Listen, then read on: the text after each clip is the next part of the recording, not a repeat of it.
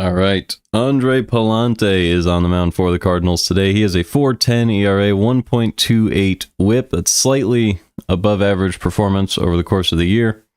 Very high ground ball rate, a below average walk rate, and a very low barrel rate are the three things carrying his season so far. Has a little bit of a nice fastball velocity there at 94.6. But the main thing is, you put the ball in the zone, get the ground balls, and let the infield defense behind you help you out. And that is what Pallante's been doing so far. We're about to get underway. Finally, Arenado is back, and there's no rain delay today. So hopefully I can stay for the entirety of the game.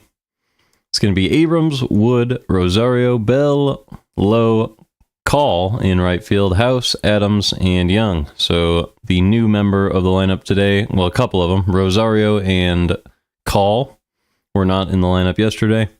For the Cardinals, it is Pozo and Arenado joining the lineup, which is nice to see. It's good to have Arenado back. You get the right-handed DH in Pozo, which means Gorman is getting the day off. But it's a pretty standard lineup for the Cardinals.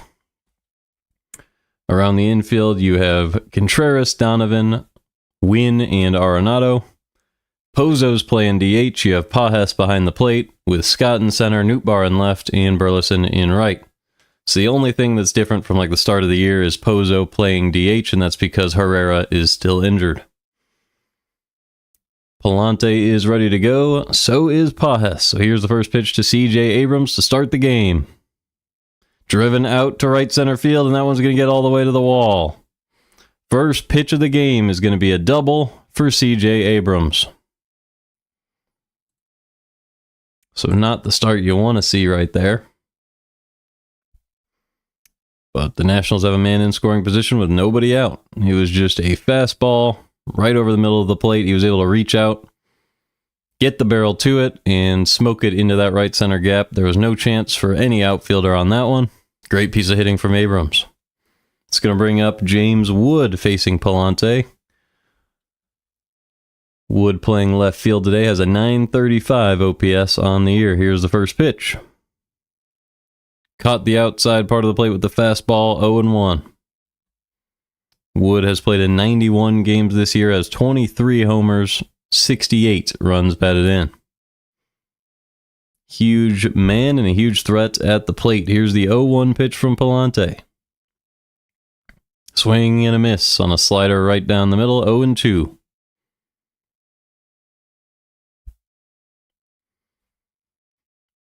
Strikeout would be huge here to prevent the runner from advancing. He's already in scoring position. Top of the first inning, we are scoreless. Here's the 0-2 pitch from Pallante to Wood. Swing and a miss on a curveball way outside. Down goes Wood. And Pallante has a chance to strand Abrams at second. There's one out now with Abrams at second for Ahmed Rosario. So that makes a huge difference because now you can get a ground out, you can get a deep fly out, and it won't be a sac fly. It won't drive in the run. Just got to get these two outs, and you're home free. Despite the leadoff double. So here's the first pitch to Ahmed Rosario. Instead, he's going to check on Abrams at second. So that is the first disengagement of this at-bat. Rosario hitting .274 with a .732 OPS, has 4 homers. It's an above-average hitter right there. Here's the first pitch. Just upstairs with the slider, 1-0. That one looked like it caught the zone, but didn't get the call. Maybe the top of the zone will just be not part of the zone today. Here is the 1-0 from Pallante to Rosario. In the dirt with the slider, 2-0.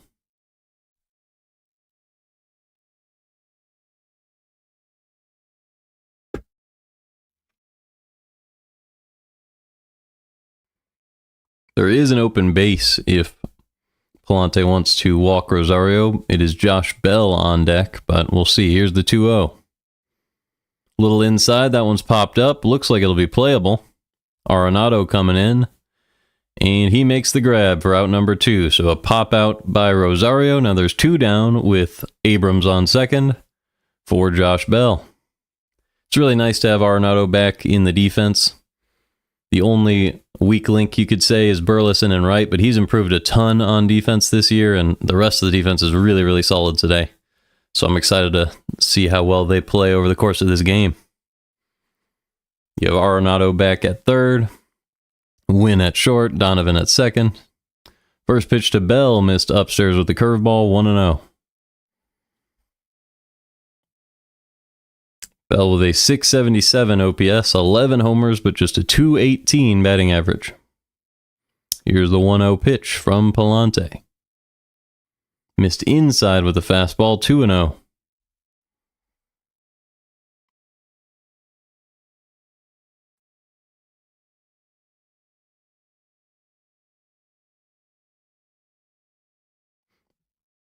Here's the 10th pitch of the inning from Pallante, the 2-0 to Bell.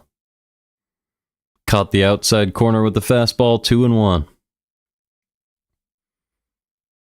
So a pretty good job by Pallante. He settled in decently well after that first pitch double. But he's not done with it yet. He's behind in the count on Bell. Here's the 2-1 pitch. Swing and a miss on a slider below the zone. It's 2-2. Pallante does do better against the left-handed hitters than the righties, so that helps him out a lot against all these lefties at the top of the order in Wood and Bell. And obviously you have Lowe on deck. Here is the 2-2 pitch from Pallante to Bell. Drops another slider in the dirt. That time no chase, and the count is full. There is no head start. Obviously it's just a runner on second, so nobody on first, but count is full.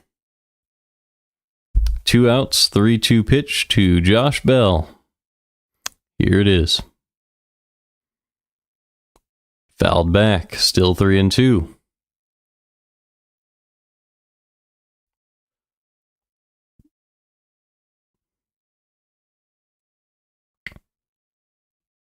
Bell is one of those hitters who has a pretty nice walk rate, doesn't strike out a ton, so it's a tough guy to face with a 3-2 count.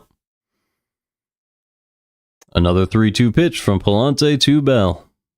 He is outside, that's ball 4. So 2 men on with 2 outs now for Nathaniel Lowe.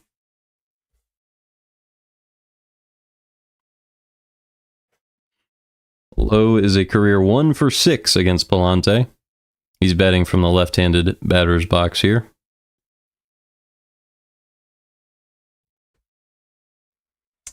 He has a 696 OPS this season, 232 average. The first pitch is up and away with the fastball, 1-0.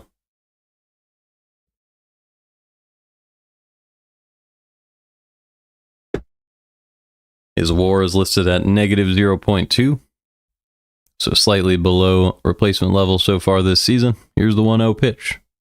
Right down the middle with the fastball, 1-1.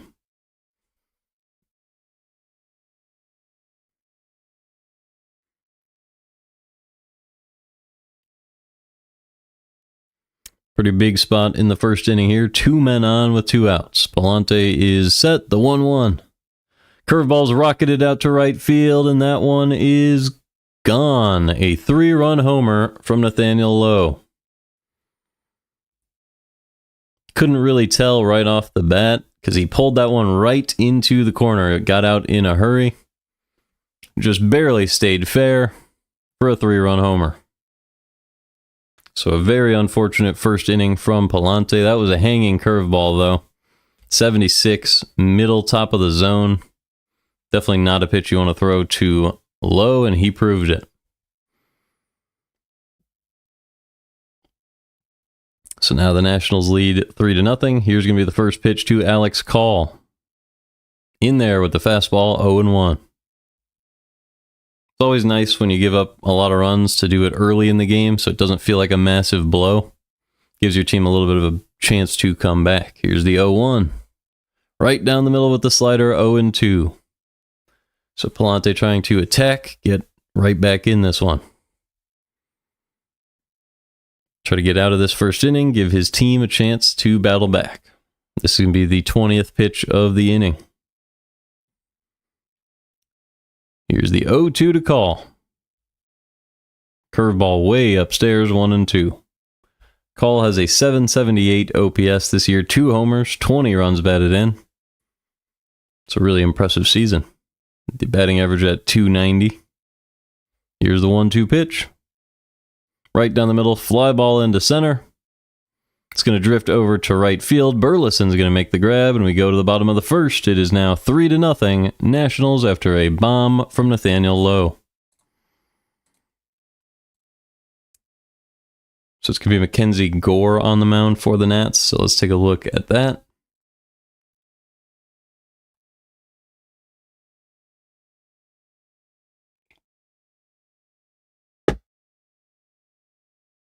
Gore strikes out a lot of hitters. Does allow some hard hit baseballs though, and doesn't keep the ball on the ground. So seems pretty clear. I mean, I guess it's kind of a tough choice because a lot of swing and miss. So you kind of have to figure out the pitch. Maybe work an at bat a little while before you can find your pitch and really recognize it out of the hand and then barrel it up.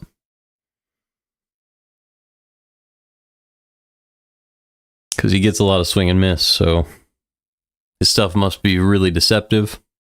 It's coming out of a left-handed arm. I wouldn't be opposed to swinging away, but the walk rate is about league average, so it's possible to draw walks. But the main thing is you're going to be doing most of the damage swinging the bat and hitting homers, so hopefully we can get some base runners and get that rolling.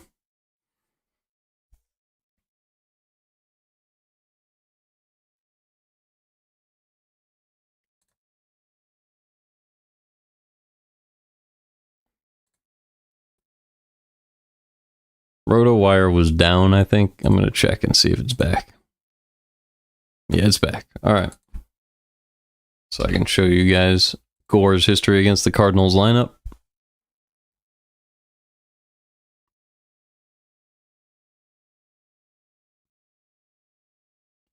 So here's the Cardinals order. Donovan hasn't been great against Gore, but Wynn has, Contreras has, Arenado has, Nootbaar has, and Pages has. So a lot of good history there. 4 of these guys have hit a homer against Gore. Pozo's been about average. Same thing with Donovan. So really the biggest problem has been Burleson is just 1 for 5 against him. Does have a walk. Nothing horrible. I guess Victor Scott is 0 for 2, but not a big sample there. All right, Donovan took ball 1, and now he grounds one over to first base for out number 1.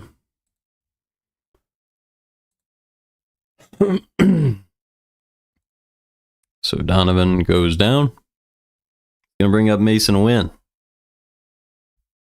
Wynn hitting .253 this year with a .691 OPS. Getting the start at shortstop as usual.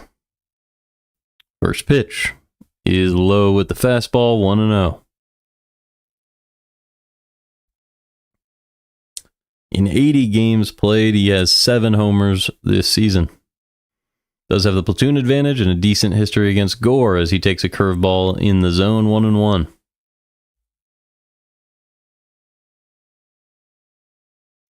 Wynn is 3 for 8 with a homer in his career against Gore. The 1-1 pitch is fouled back, 1-2.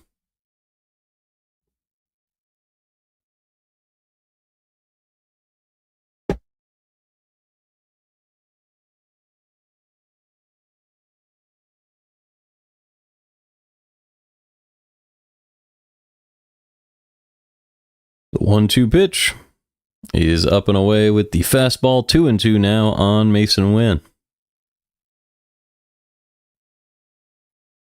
Gore has not done well against the Cardinals in his career. He's 0-2 with an 8.57 ERA. The 2-2 pitch is fouled away again, still 2-2.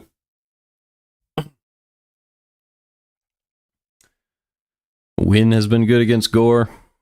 Basically, the majority of the lineup has. Contreras has been great against Gore, so hopefully Wynn can get on base for that. The 2-2 drops the curveball in the zone for strike 3. So Wynn takes strike 3. There's 2 outs, nobody on for Contreras. This is the best case scenario for Gore. as he really didn't want to face Contreras with base runners on.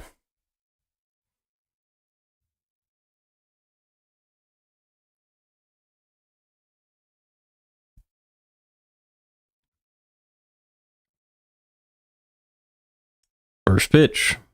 Swing and a miss on a fastball at the top of the zone, 0-1. Contreras was really aggressive there, swinging for the fences. And that makes sense because he's 8 for 13 against Gore in his career, also has a homer. The 0-1 pitch. Fastball inside, now 1-1.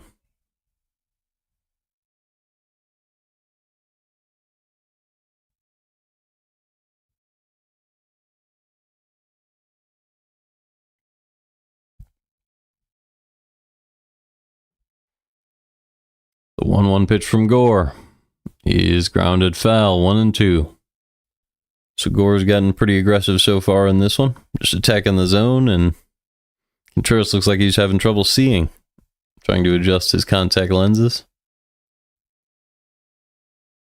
He steps back in the box. The 1-2 pitch from Gore is inside with the cutter, 2-2.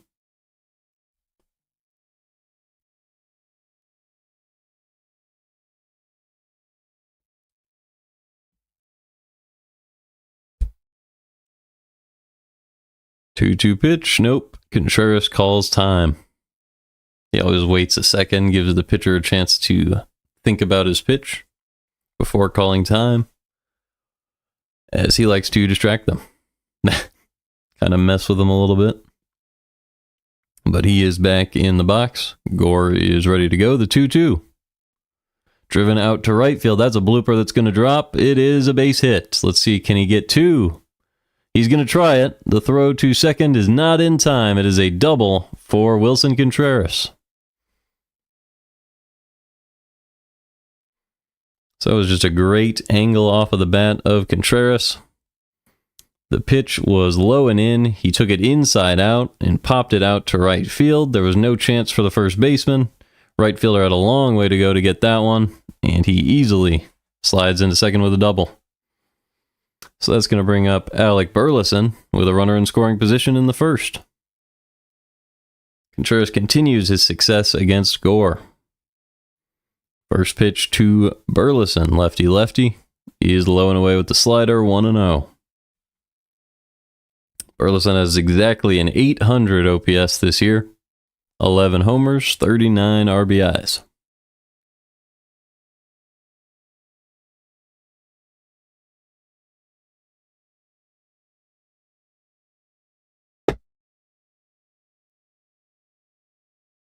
The 1-0 pitch. Curveball in the zone for a strike, 1-1.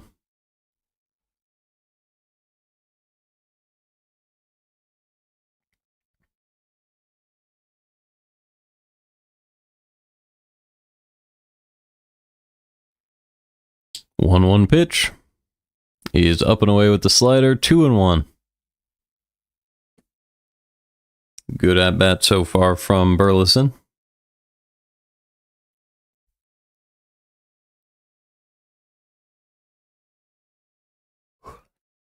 With Contreras on second and 2 outs. The 2-1 pitch is grounded the other way. That one is going to sneak through for a base hit. Contreras rounding third. He's going to come in to score with Wood out in left field, and it is 3-1 Nationals in the first. Cardinals have fired back with a Burleson RBI single. Bloop double to right for Contreras, and then an opposite field single for Burleson. He actually just hits the ball where it was placed. Pitch was low and away. He put the end of the bat on it and bounced it past Abrams at short for the RBI single. So with Burleson on first and 2 outs, it's going to bring up Arenado.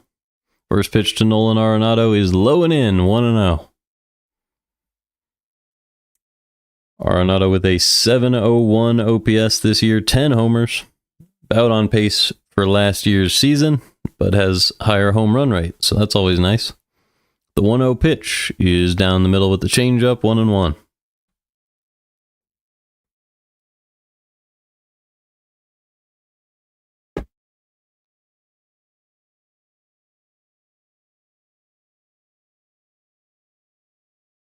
Burleson on first, the 1-1 pitch to Arenado. Driven out to right field, but foul. 1-2.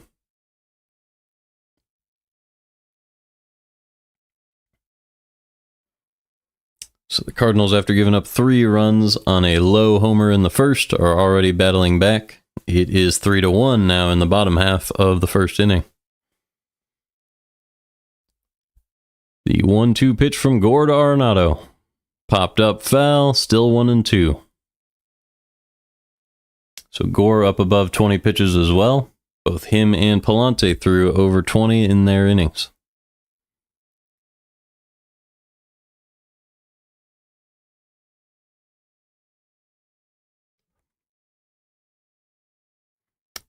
Another 1-2 pitch to Arenado. Reaches out and pokes this one out to right field. This should be playable. And the catch is made in right by Call. So we will go to the second. It is 3-1 Nationals. Alrighty. So Call, I think he's going to be due up. Or he might have already hit. I think he did. But we'll see. Yeah, he was the 6th hitter he hit last inning. I just wanted to point out he chases the least in all of baseball. So somehow he's qualified for the chase rate stat, but not the squared up stat. I don't know how that even works. But he chases the least in baseball. So that means if you throw a ball, he's likely going to see it as a ball, which is a nice stat to have if you're a hitter.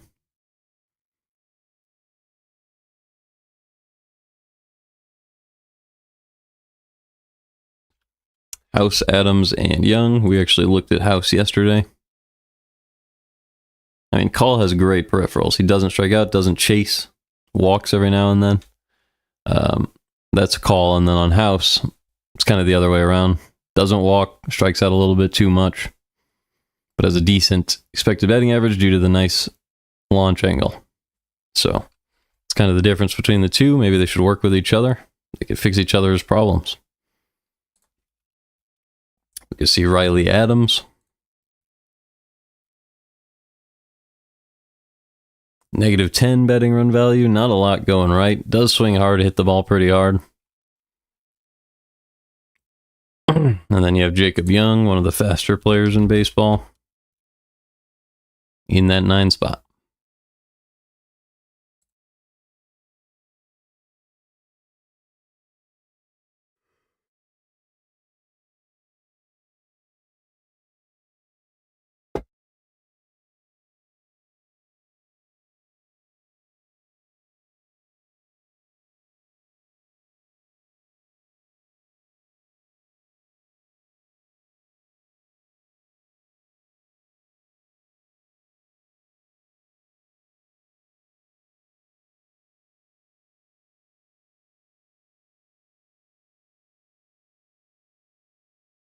All right. I'm sure the game is back. Yep. First pitch slider missed outside to House. It's 1-0.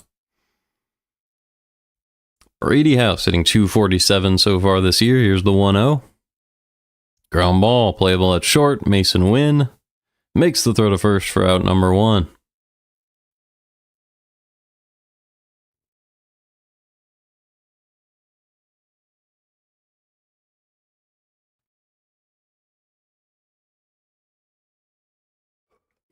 So that's going to bring up Riley Adams. Adams with a 141 average, 449 OPS. Can hit the ball hard if you let him, but it's rare that he makes solid contact. So let's see if Pallante can pitch around the barrel of Adams. First pitch from Pallante to Adams. He is up and in with the sinker, 1-0.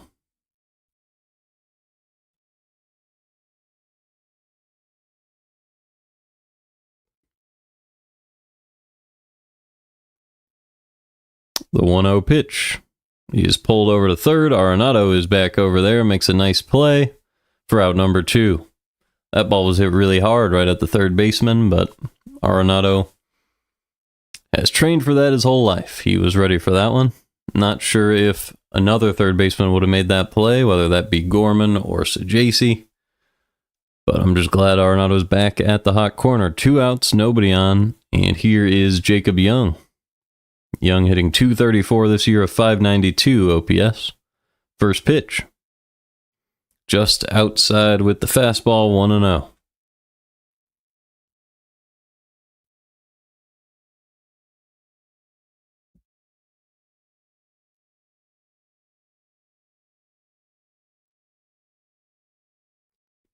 The 1-0 is fouled back into the screen, 1-1.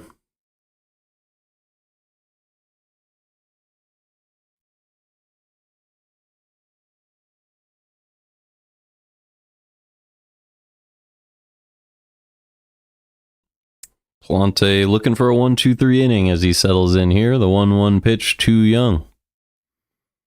Just downstairs with the slider, 2-1.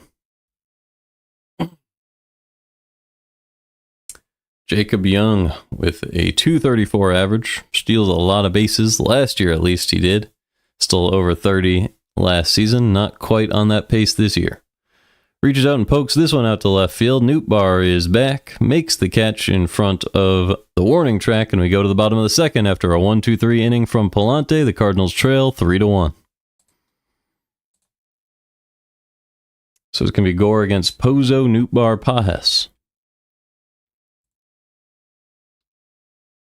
So we can point out some cool stuff about Pozo. Obviously, he had a huge homer the other day against the Cubs.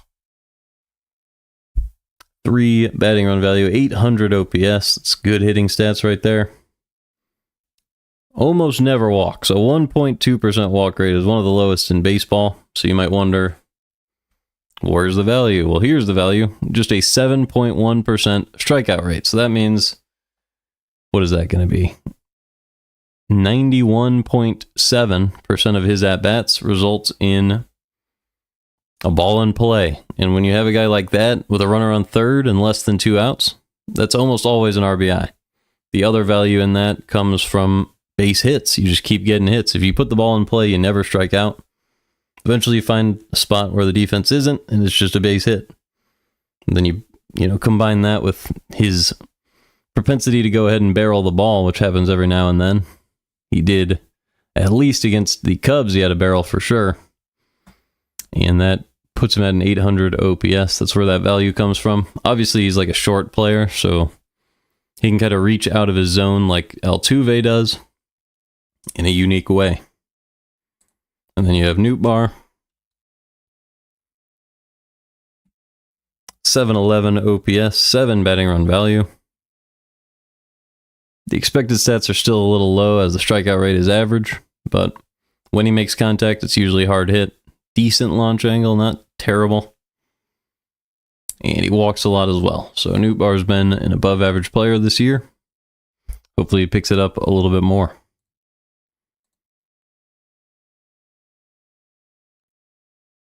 All right, Pozo at the plate. First pitch from Gore. He is fouled back, 0-1. Pozo hitting .313 this season with an 800 OPS. In his history against Gore, he is 1 for 3.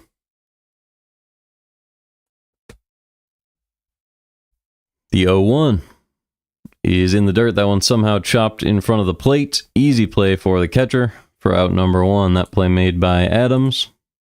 1 out, nobody on. That's going to bring up Lars Nootbaar.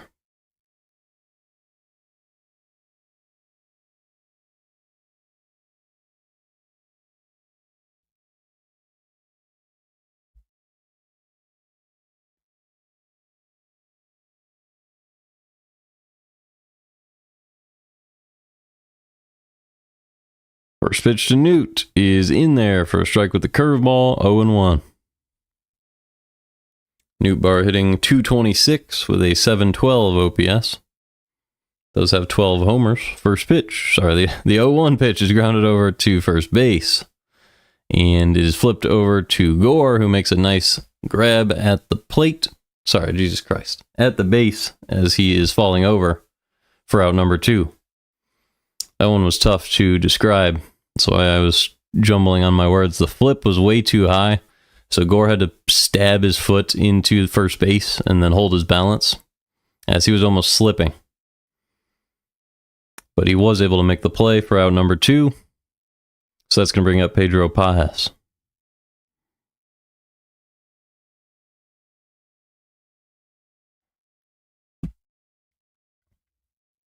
Pajes calls time. He has a 213 average with a 605 OPS on the year. Calls a great game from behind the plate, and that's where the value comes in as a defensive catcher. The first pitch, he is a little upstairs with the fastball, 1-0. Does have 6 homers, 605 OPS, 25 RBIs on the year. The 1-0 pitch. Grounded up the middle, easy play at second base for Rosario, and that is out number 3. So we go to the third. It is 3-1 Nationals. So top of their order due up, it's going to be Abrams. Let's go ahead and grab some numbers.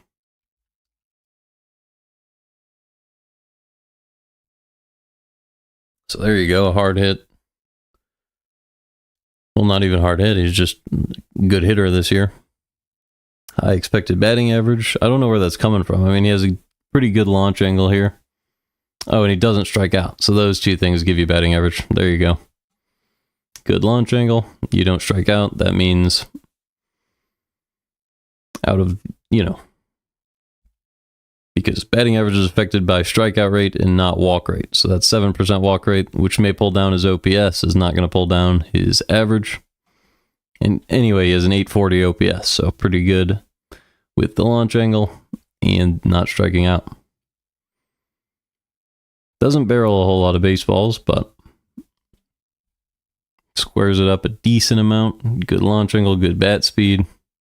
And that helps him out. Let's see, does this compare to last year? I feel like it might. Yeah. Strikeout rate went down. I think that's the key to the difference so far. That's what's got him up at an 840 OPS. He might be a candidate for a little bit of regression, but not too much. And then Wood, I don't think Wood is a candidate for any regression. Absolutely smokes baseballs. Launch angle not perfect, but you can see it's way better than it was last year. Fielding's better as well. Strikeout rate a little bit high. That pulls down the expected batting average. But when he makes contact, boy, is that scary. So watch out for Wood. First pitch now to Abrams.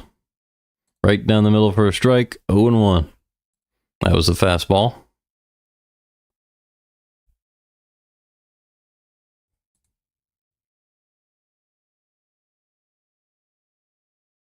The 0-1 pitch to Abrams is just low with the fastball, 1-1.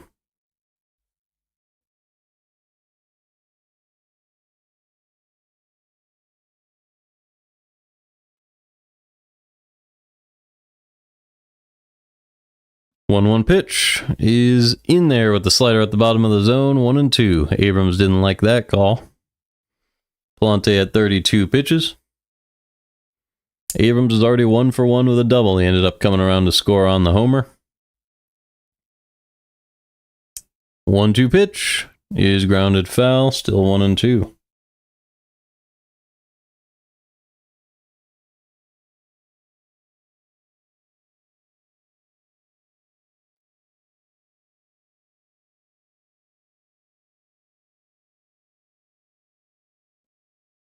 The 1-2 pitch. Grounded the other way. Easy play for Arenado. He'll make the throw to first for out number 1. So 1 out in the third. It's going to bring up James Wood.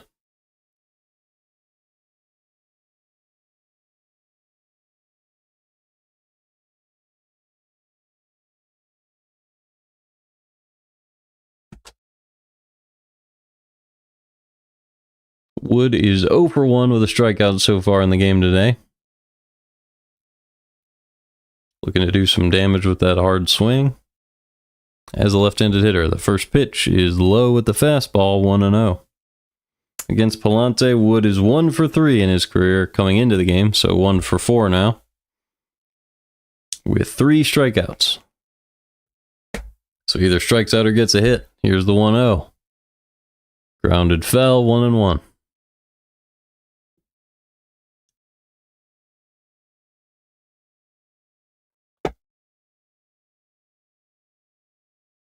There's a decked out Braves fan at the game today. It's rare to see at a Cardinals-Nationals game. Here's the 1-1 to Wood. Ground ball back to the mound. Off the glove of Wynn. He's going to try to pick it up and throw him out. And he will. What a play by Mason Wynn. Despite the bobble, he was able to use that rocket arm and get James Wood by a step.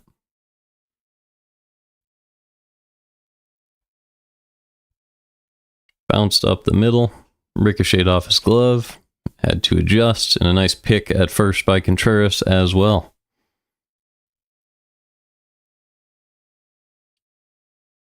First pitch to Ahmed Rosario is driven out to left center field, but that's going to be playable for Nootbaar, and he'll make the grab. We go to the bottom of the third. It is 3-1 Nationals.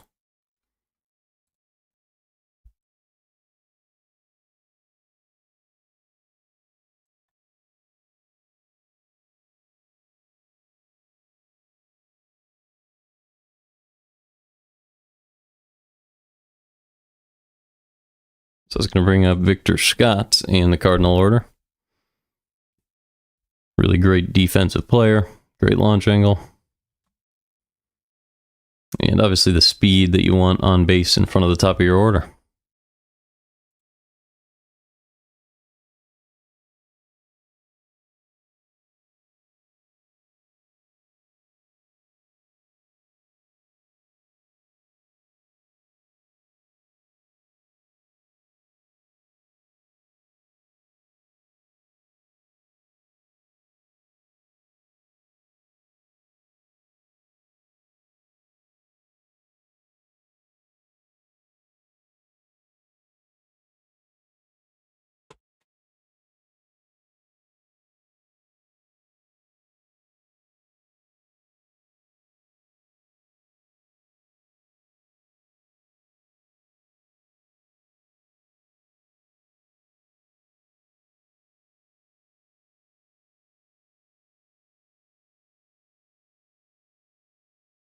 All right, let's see if we can grab the history between Scott and Gore before the game gets back.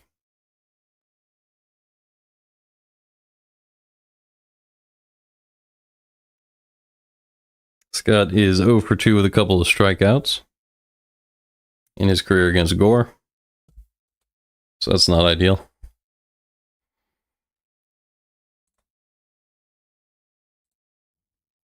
Hopefully either Scott or Donovan can reach base prior to Wynn and Contreras, as Wynn and Contreras have a great history against Gore. And the Cardinals are trying to get back into this game. They trail 3-1 after 3 first-inning runs by the Nationals. First pitch to Scott is outside, 1-0. That was the fastball.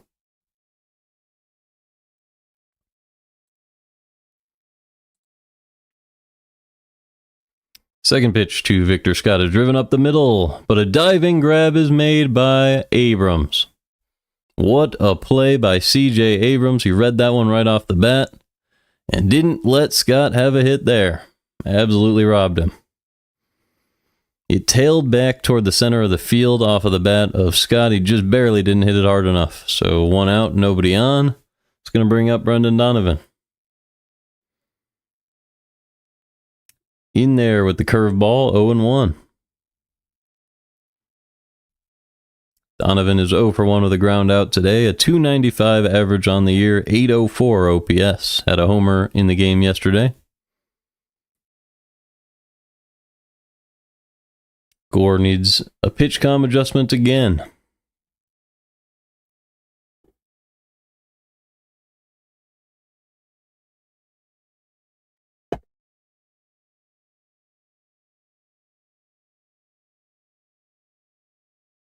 During his recent 6-game hit streak, Brendan Donovan with a .318 average, 2 homers, and a 1.036 OPS. You call it a 1 dot.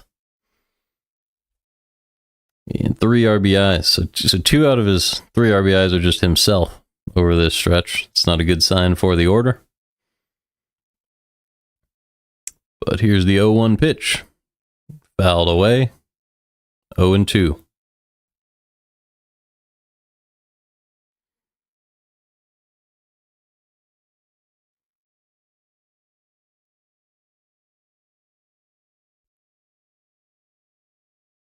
O2 pitch from Gore to Donovan. He is low and away with the slider, 1-2. Good eye by Donovan. Not a very competitive pitch there.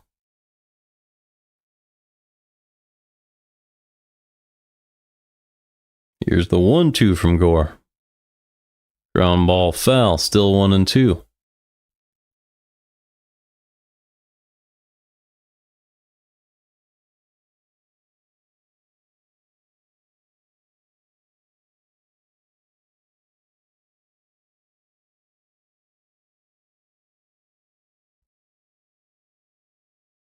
The 1-2 fastball is driven out to left field. That's going to be easily playable.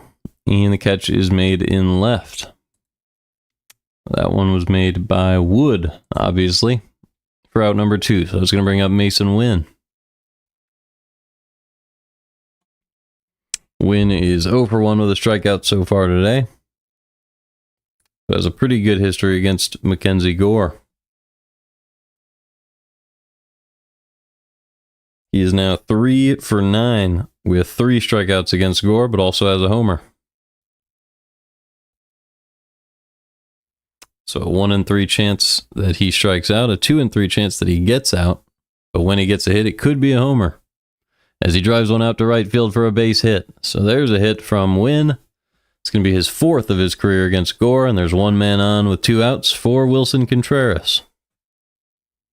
Contreras already 1 for 1 with a double and a run scored today. It was a bloop double to right field. But Contreras is 9 for 14 in his career against Gore. So watch out right here.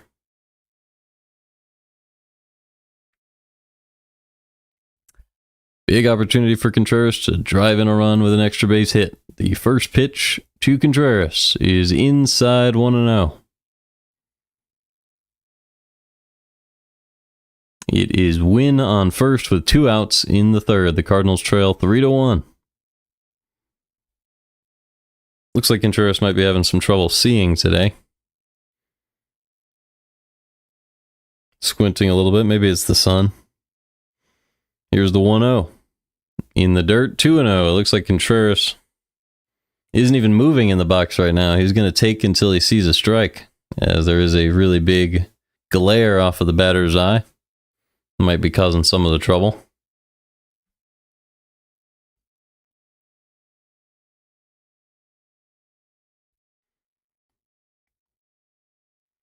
The 2-0 pitch from Gore to Wilson Contreras. Down the middle, fouled back, 2-1.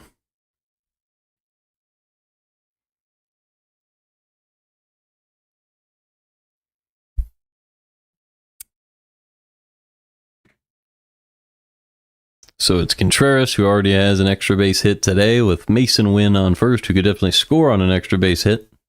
The 2-1 pitch. Chopped foul. He broke his bat. It's now 2-2.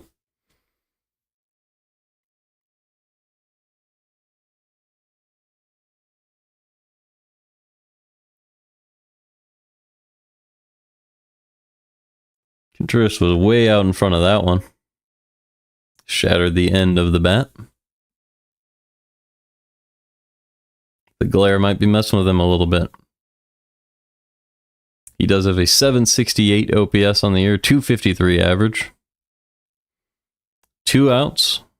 Win on first. And Contreras calls time. Gore does have 40 pitches thrown so far today.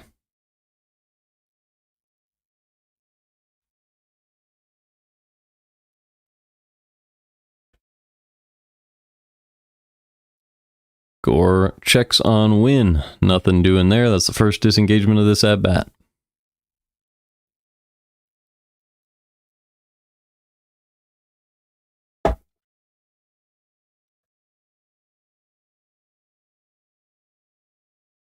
Two-two pitch to Contreras. Swing and a foul tip. Looks like it was actually going to be a strikeout. And down goes Contreras. That one got away from the catcher. I guess he didn't make contact. And he gets put out at first. So we go to the fourth. Still 3-1 Nationals.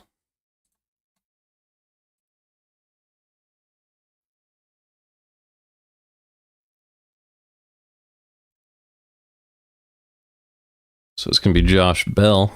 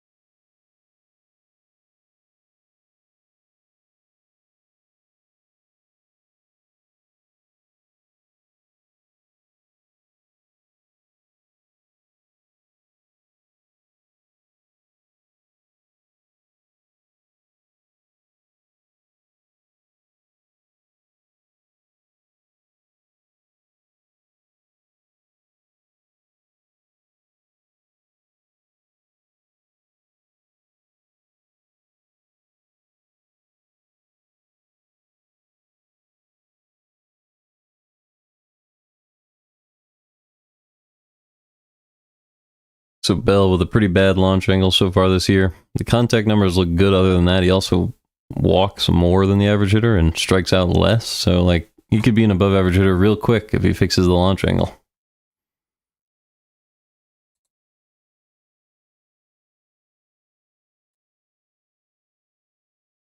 So we'll have to see what happens here. First pitch from Pallante to Bell. He's in there at the bottom of the zone with the fastball, 0-1.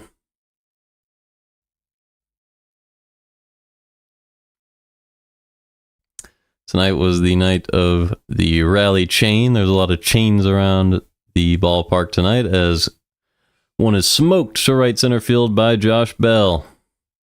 And that's going to be an easy double for Bell to lead off the fourth.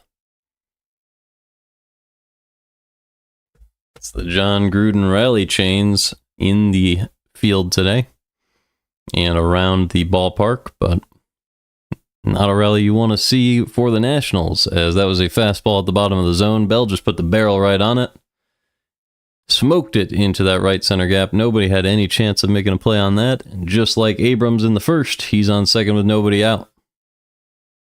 So that's going to bring up Nathaniel Lowe. He already has a homer today. First pitch to Lowe is in there with the fastball at the top of the zone. It's 0-1.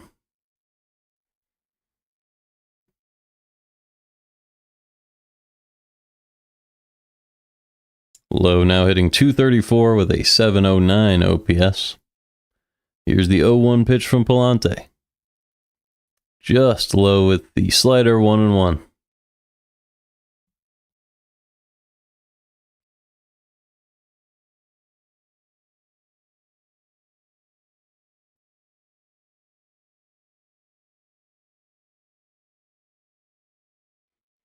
The 1-1 pitch is fouled back, 1-2.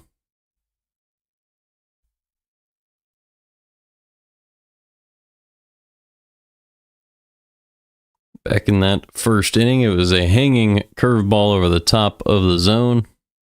Went 360 feet out to right field, barely got over the wall. Here's the 1-2 pitch from Pallante to Lowe. That one was the fastball above the zone, didn't get the chase, 2-2. Tried to bluff off of that curveball from earlier, didn't quite work out.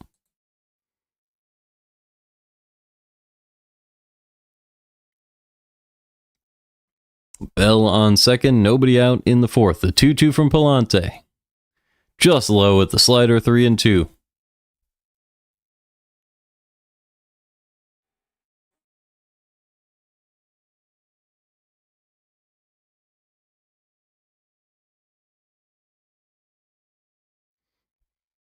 Three-two pitch to Nathaniel Lowe. Ground ball. Up the middle, diving stop by Donovan. He turns, and there's no play. So an infield single for Lowe puts runners at the corners with nobody out in the fourth. So the Nationals are threatening to add to their 3-1 lead here in the fourth.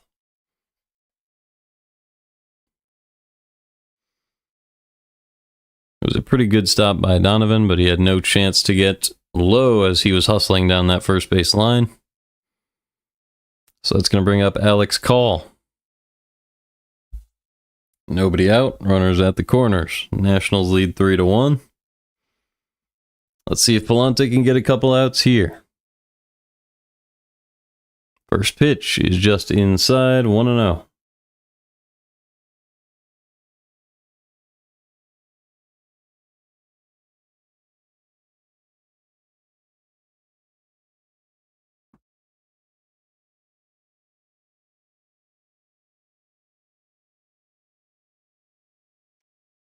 Grounded foul, 1-1. That was the sinker inside.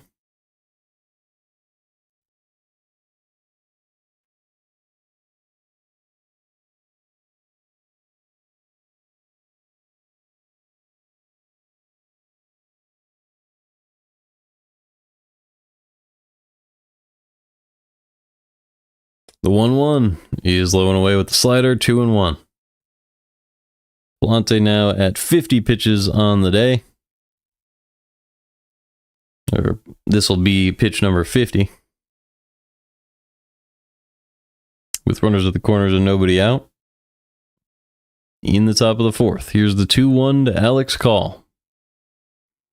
Popped foul, 2-2. Strikeout would be huge here. Then a ground ball from Brady House could end the inning.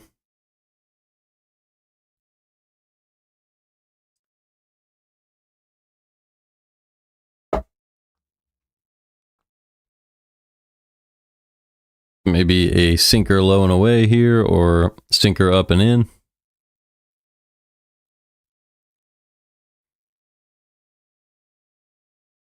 Call is 0 for 1 so far today. But his average is way up at 288. Here's the 2-2 pitch from Pallante to Call. Slider low and in, pulled down the third base line. That one's going to stay short of the corner as Wynn had to go out and get it, as Nootbaar thought it was going to get into the corner. And it is a double for Call. It's 4-1 Nationals with nobody out in the fourth. Let's see what happened here. It was a hanging slider. Call went down and just grounded it over to that third base side. But it was not playable for Arenado.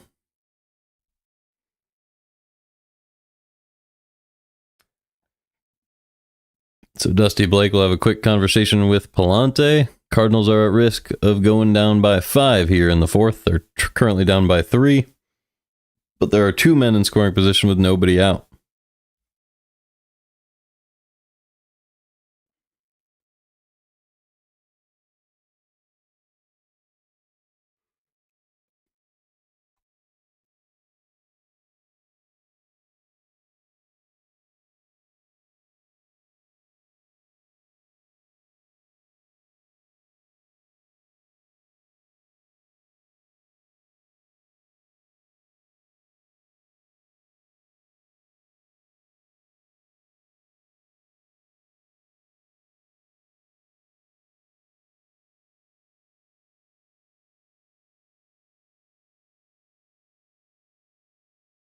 So that's going to bring up Alex Call. Call is 1 for 2. Sorry, no, it won't. He just hit a double. I don't know why they've updated the stats, but not the at-bat. It's Brady House, obviously. He is starting at third base today. First pitch from Pallante to House is chopped over to third base. Arenado with the bare hand can't make the play, and it's going to be an infield single for House. So the bases are now loaded with nobody out in the fourth. I'm confused why the runners didn't try to score on that. I guess they were worried about Arenado's glove. So everybody stayed still. It was basically an intentional walk there with the base hit from House. And now with Riley Adams stepping up to the plate, the bases are loaded.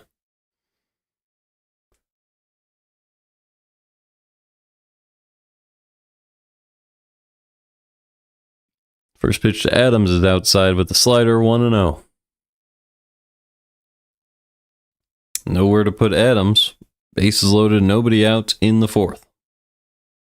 Andre Pallante on pitch number 54. Here's the 1-0 pitch to Riley Adams. Ground ball, third base. Arenado's going to go to the plate. And Pajes takes the force out at home.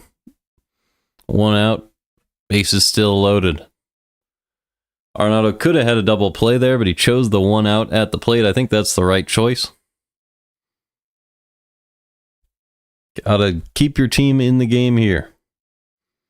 And now a double play ball could get the team out of this with nothing allowed.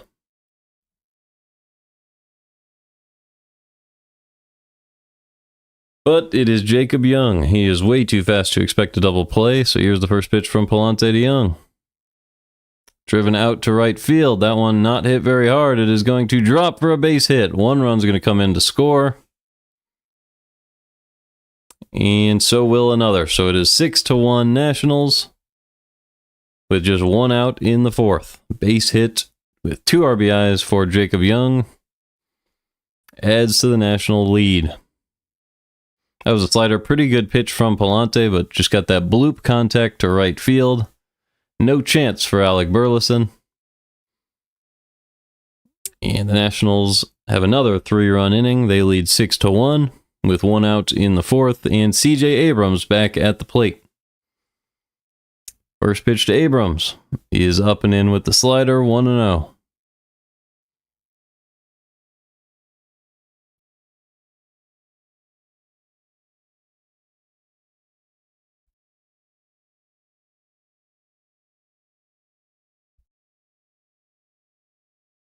The 1-0 pitch from Pallante. Swing and a miss on a slider outside. It's 1-1.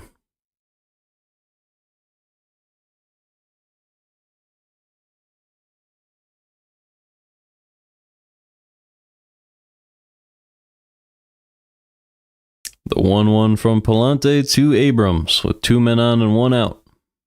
Is low with the curveball, 2-1.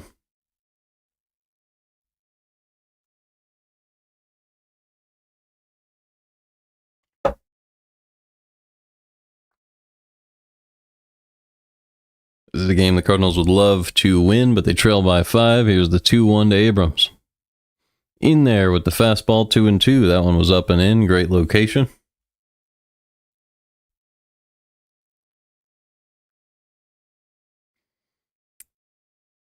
Abrams 14 for 54 with runners in scoring position this year. That's a .259 average. The 2-2. Pops this one up. That one's going to be playable in center field for Scott. He'll make the grab for out number 2, and Adams will stay put at second base.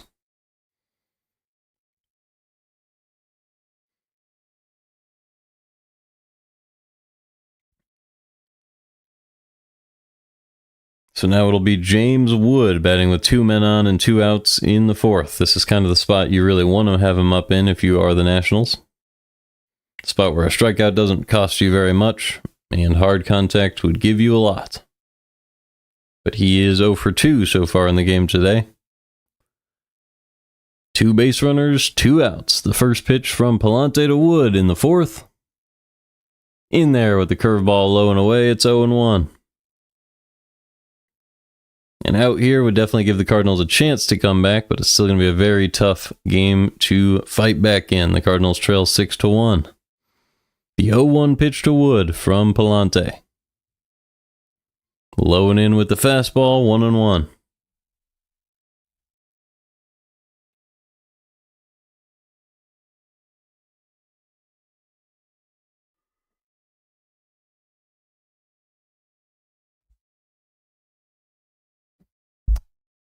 One pitch to Wood.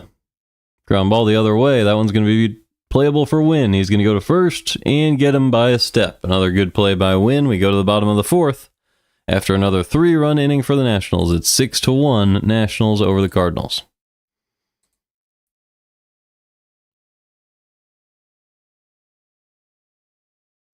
All right, so Burleson, Arenado, Pozo. Not the fastest 3 people.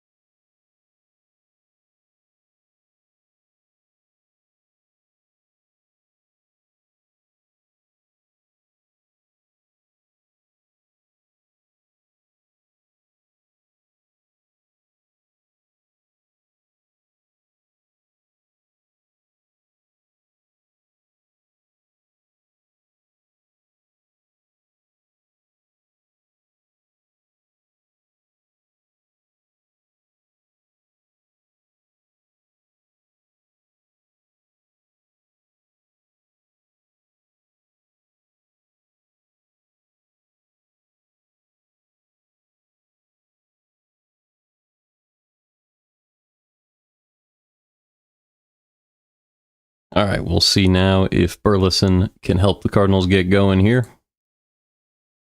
Bottom of the fourth, the Cardinals trail 6-1 behind the Nationals and MacKenzie Gore. Alec Burleson's already 1 for 1 with an RBI single in the game. Arenado coming up next. It's going to be Burleson, Arenado, Pozo, and Nootbaar. So hopefully they can get something going. Trying to chip into this 5-run lead. First pitch to Burleson. He is right down the middle with the fastball, 0-1.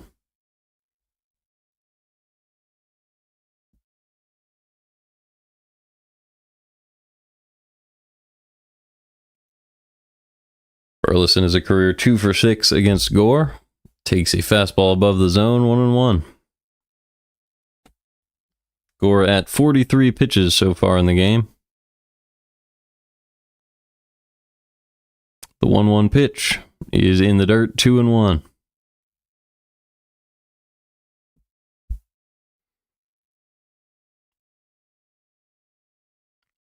When you're down by multiple runs, it's nice to get a base runner any way possible. That way one swing of the bat can make a big difference in the game. The 2-1 is popped up. That's going to be playable. Not the best swing by Burleson, and Gore will make the grab in left field. Sorry, not Gore. Wood will make the catch in left field for out number 1.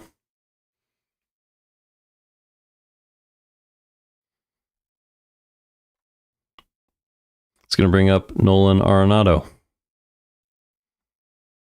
Arenado's 0 for 1 so far today. He left a man on base earlier, but made some solid contact on foul balls as he pops one into center field. That one's going to be playable for Young for out number 2. So a couple of quick swings against Gore, both of them playable. And with 2 outs and nobody on, that's going to bring up Joel Pozo. Pozo is 0 for 1 so far in the game today. Cardinals just have 3 hits in this one. It's by Wynn, Contreras, and Burleson.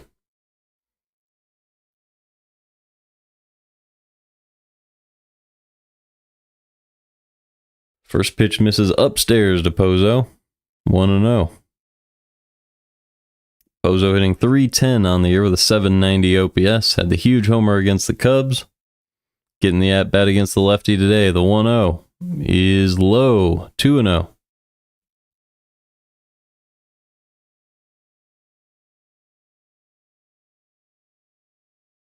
He's been a great fill-in for Ivan Herrera. Although you'd love to see Herrera come back soon. The 2-0 pitch is low. It's 3-0 now on Pozo. Catcher asks for a new ball.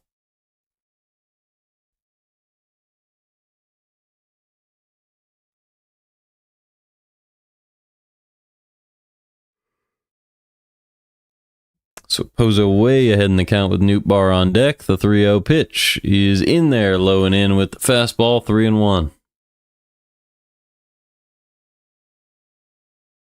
Nice fastball location there. Nothing Pozo could have done with that one. He digs back in. The 3-1 from Gore is low that time. That's ball 4. So Pozo draws a very rare walk for him. And that's going to bring up Lars Nootbaar. Pozo had only like a 2% walk rate coming into that at bat. So it's good to see him get that one a little bit higher. Nootbaar is 0 for 1 so far today.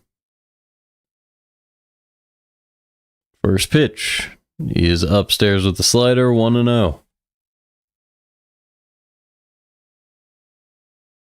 Nootbaar came into the game 1 for 2 in his career against Gore with a homer. So you could watch out for one of those here. The 1-0 pitch.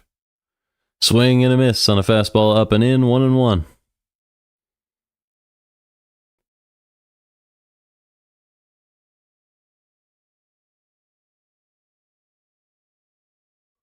So 2 outs. Pozo on first. The 1-1 pitch to Nootbaar is outside with the slider, 2-1.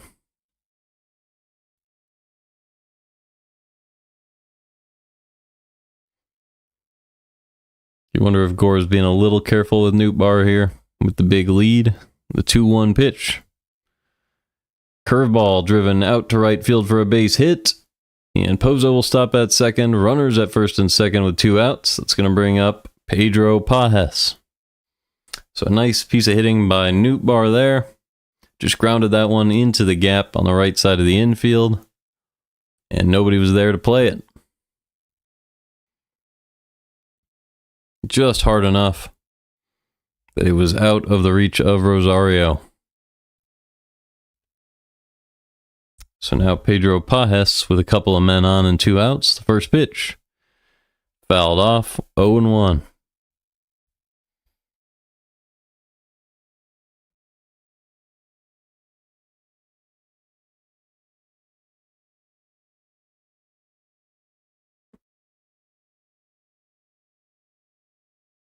The 0-1 pitch from Gore to Pajes. Swing and a miss on a curveball well below the zone. It's 0-2.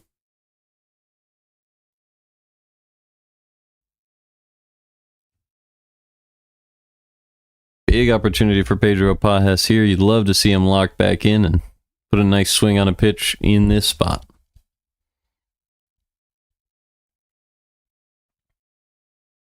He is down in the count, but has 2 men on and 2 outs in the 4th. The Cardinals are trailing by 5. Extra base hit could make this a game. The 0-2 pitch from Gore. Fastball way upstairs, 1-2.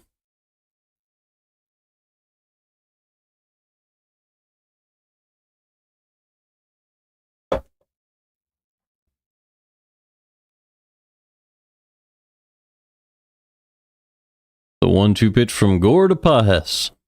Swing and a miss on a curveball below the zone. He's tagged out at the plate by Adams, and we go to the 5th. It is 6-1 Nationals. It's a pretty rough inning there. All right, so big deficit now. Pallante had 63 pitches. At this point, you kind of have to look at him as the guy that needs to continue to eat innings, save the bullpen for the rest of the week, I guess, prior to the All-Star break. So Pallante probably looking to go another 30 pitches, 2 more innings. Yeah, it's going to be Rosario, Bell, and Lowe.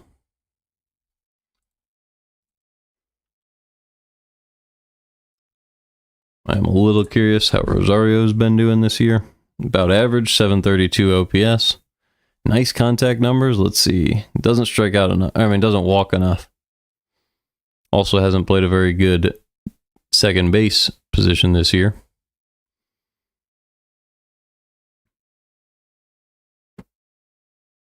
But a decent hitter nonetheless. Definitely someone to watch out for, especially when you have a low strikeout rate. You make solid contact. These numbers could actually go up. Yeah, last year he walked amongst the least in baseball, so it's not surprising that he's down there again. I'll be back in 1 second.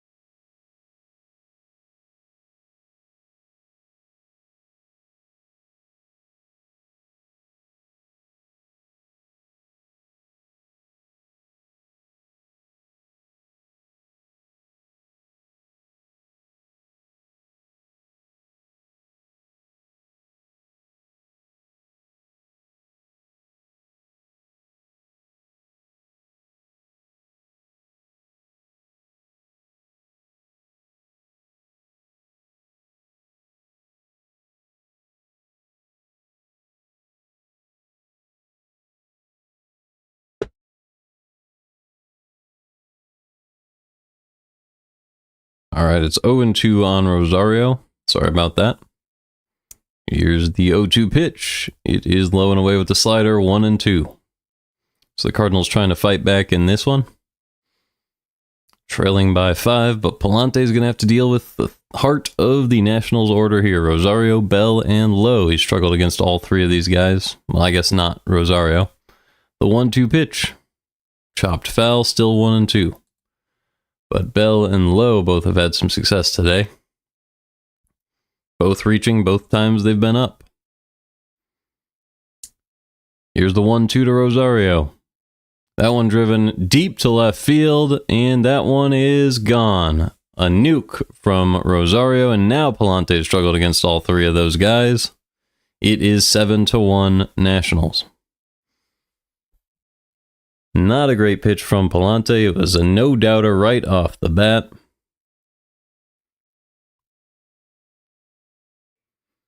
Just a fastball. Looks like it was middle up. Let's see. Yeah, a little up and in there with the fastball. Rosario got the barrel around on it. And it was no doubt about that one. So 7-1 Nationals. Here comes Josh Bell. Bell is 1 for 1 with a walk so far today. He scored 2 runs, and the Nationals lead by 6. Fastball in there for a strike. 0-1.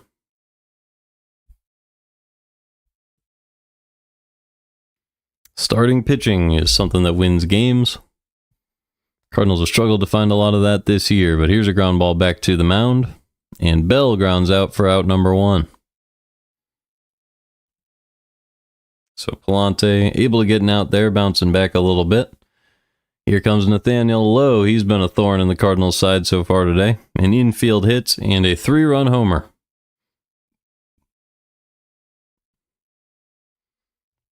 He is 2 for 2. Has taken his OPS up to 712 on the year during this game. Big difference for his paychecks. The first pitch is low and away with the slider, 1-0.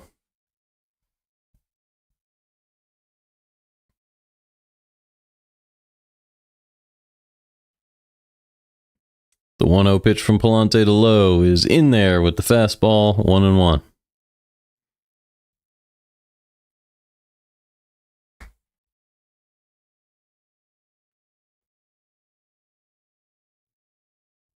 One pitch, outside with the curveball, 2-1. You really got to be effective with your pitches here. Big deficit, 73 pitches thrown. You don't want to only go 5 innings. The 2-1, outside with the slider, 3-1.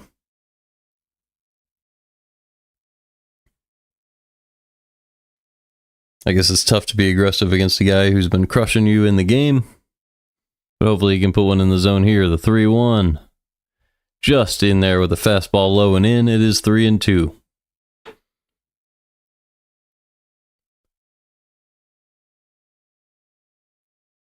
Three-two pitch from Pallante, too low.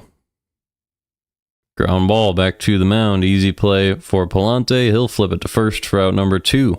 So 2 outs. It's going to bring up Alex Call.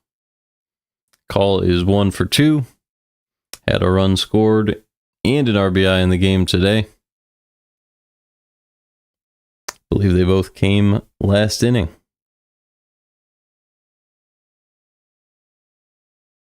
As he did have a double.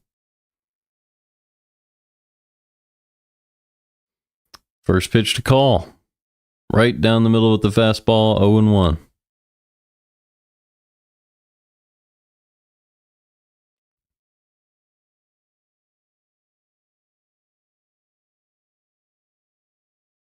The 0-1 pitch is in there with the sinker, 0-2.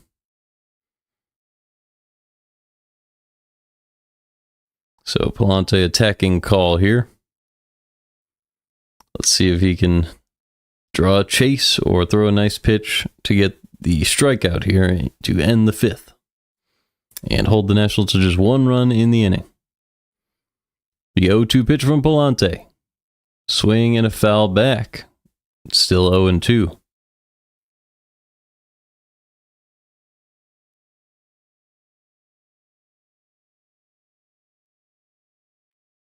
Call looks like a nice player at the big league level. Above average hitter.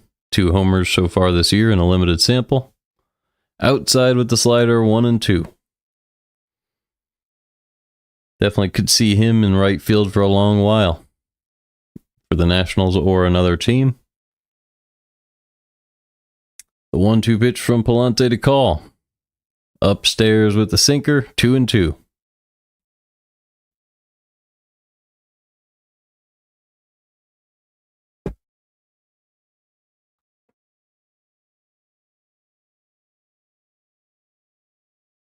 Two-two pitch, right down the middle with the sinker. Still 2-2. That one was fouled off.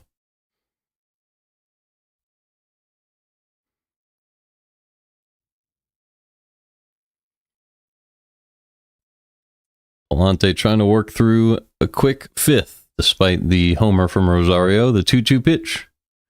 Missed inside with the curveball, 3-2. This is going to be an interesting decision after this inning. Pallante's at 83 pitches. He hasn't been particularly effective. But you don't want to have to go to the bullpen already. The 3-2, grounded foul, still 3-2. Obviously, as you get closer to 90, it becomes easier and easier to go ahead and say he's done. And at 85, I think that's probably what they'll do. He hasn't been particularly effective. And they do have a couple long relievers available. 3-2 pitch. Driven out to right field. That one's going to be playable. Nice catch by Burleson. We go to the bottom of the fifth, but the Nationals do add one on a nuke from Ahmed Rosario. It's 7-1 Nats.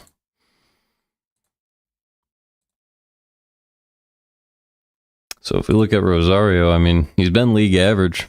Didn't have a very high barrel rate coming in, but he can hit the ball hard. Had a pretty good launch angle, and you saw that there. That was his 5th homer of the year. Hopefully the Cardinals can battle back. It's going to be Scott, Donovan, and Wynn. That's a part of the order that can definitely generate a couple runs. If you're going to have a long rally, this is where you do it, because Scott, Donovan, and Wynn can all get on base, and then you have a few boppers. Ian Contreras, Burleson, and Arenado.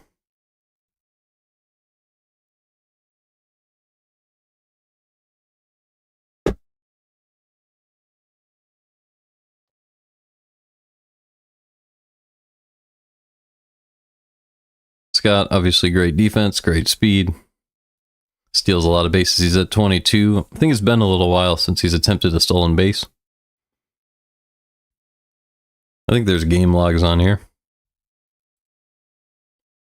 Stolen bases. Yeah, okay.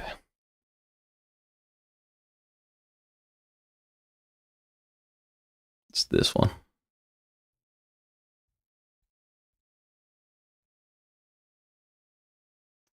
So his last stolen base was on June 23rd. So yeah, hasn't had one in a couple of weeks. So hopefully he can find base and maybe do that again during this game.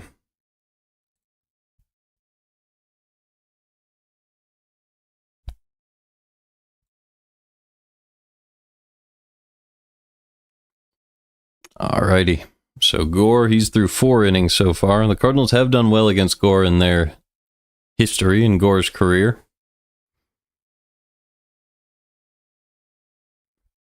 But they are down by 6 here, so they're going to need a really big inning to fight back into this one.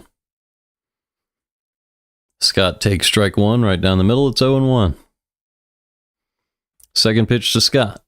He is up and away, 1-1. Scott had a line out up the middle his first time up. He hit the ball hard, but it was playable for a diving Abrams, so that was unfortunate. The 1-1. Swing and a miss on a fastball above the zone, 1-2. So nobody on, nobody out. Bottom of the 5th. Cardinals trail 7-1 behind the Nationals and MacKenzie Gore. The 1-2 pitch to Scott. Swing and a miss on a slider at the bottom of the zone. Quick work coming from Gore to Scott. And there's one down. That's going to bring up Brendan Donovan. Really perfect slider from Gore there. Nothing Scott could have done to make contact. He just had to see it out of the hand, and that's a tough pitch to pick up on.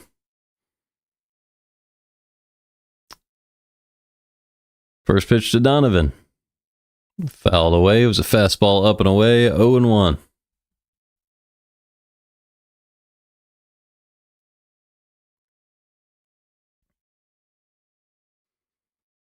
The Giants did lose to the Phillies today, so that's good news for the Cardinals from a wild card perspective. But the Brewers beat the Dodgers. Looks like the Twins are leading the Cubs 4-2 so far today. Here's the 1-1 to Donovan. In there with the slider away, 1-2. The Reds are leading the Marlins 6-0. So within the division, a little bit of a threat there as the Reds are continuing to climb up close to the Cardinals. The 1-2 pitch is in the dirt, 2-2. The Cardinals have a lot of winning baseball games left to play, a lot of teams that are below 500 to play over the course of the next couple months. But that last month of the year will be incredibly challenging, so you got to get as high up in the standings as you can to try to fight at that point. Also might want to buy at the deadline. We'll have to see. The 2-2 is in the dirt, 3-2.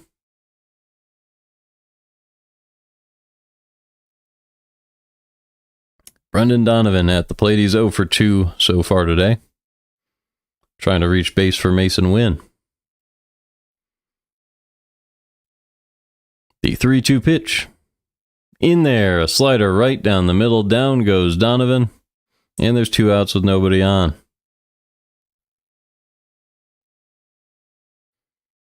In his first game in AAA, it looks like J.J. Weatherholt hit a homer to center field. Absolutely smoked one. That is something to look forward to. J.J. could be up soon. First pitch to Win is in there with the fastball, 0-1.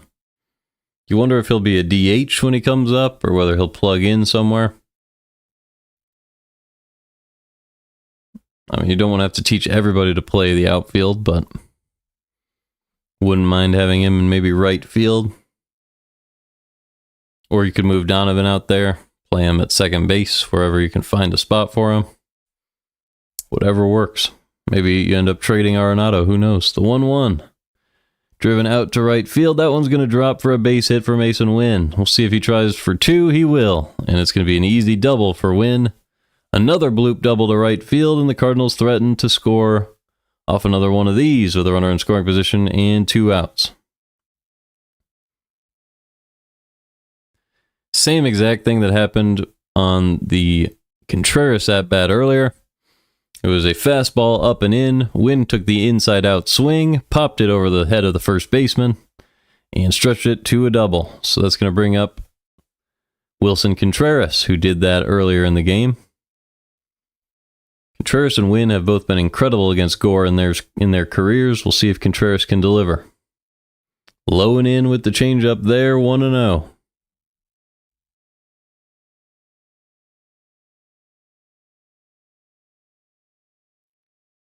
Contreras is 9 for 15 against Gore in his career. Wynn on second with 2 outs. The 1-0 pitch from Gore. In there with the curveball, 1-1.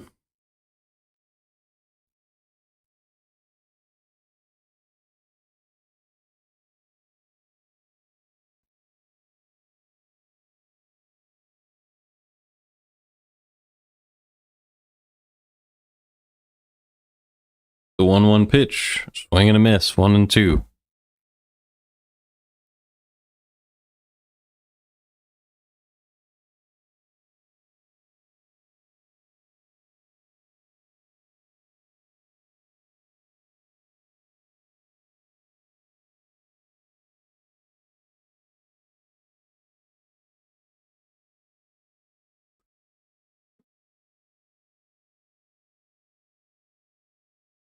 One-two pitch from Gore to Contreras with Wynn on second.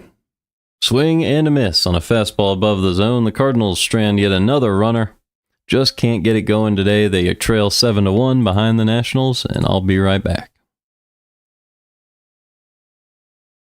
I will throw the next base runner up, though. It's going to be House, Brady House.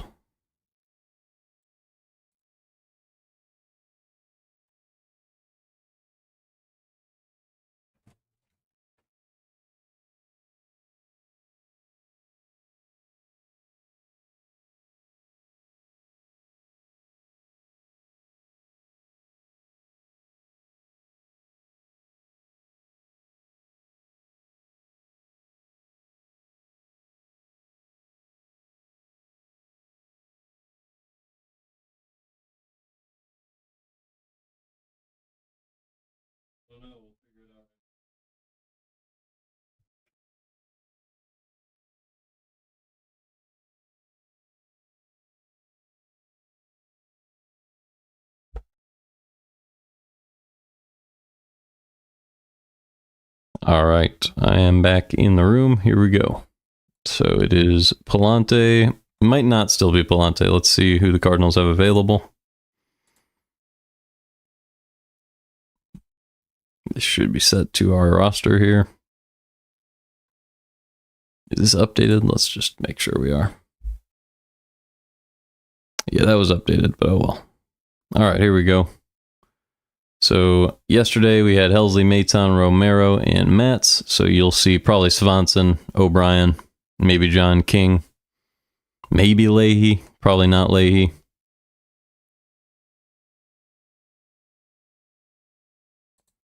So we'll see if Pallante tries to go another inning. If not, it'll probably be O'Brien or Swanson.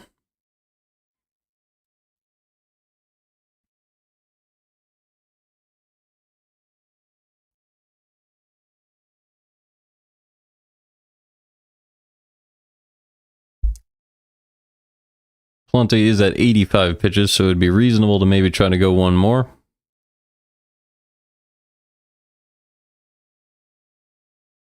Little scouting report delivered to Pedro Pajes.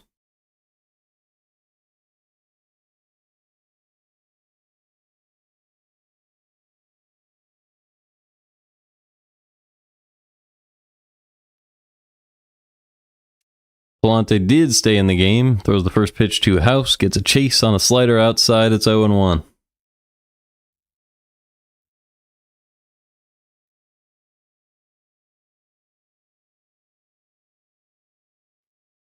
The 0-1 pitch is a sinker up and in, driven out to right field, and Burleson makes a nice catch. Great jump in right field for out number 1. Burleson's outfield defense has been so much better this year. He gets a great jump on every baseball. It's so nice to watch. He doesn't have elite speed, but just the way he reads the ball this year, it's just been great. So 1 out, nobody on. That's going to bring up Riley Adams. First pitch to Adams is up and in, fouled away, 0-1.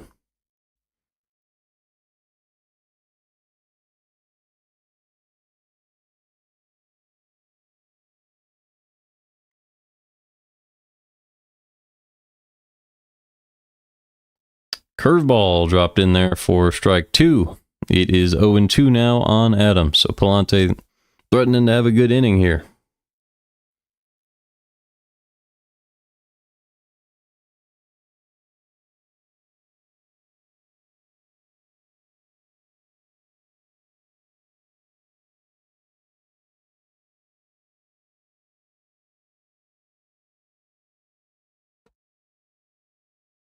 All right, it is 0-2 on Adams. Here is the pitch to Adams from Pallante.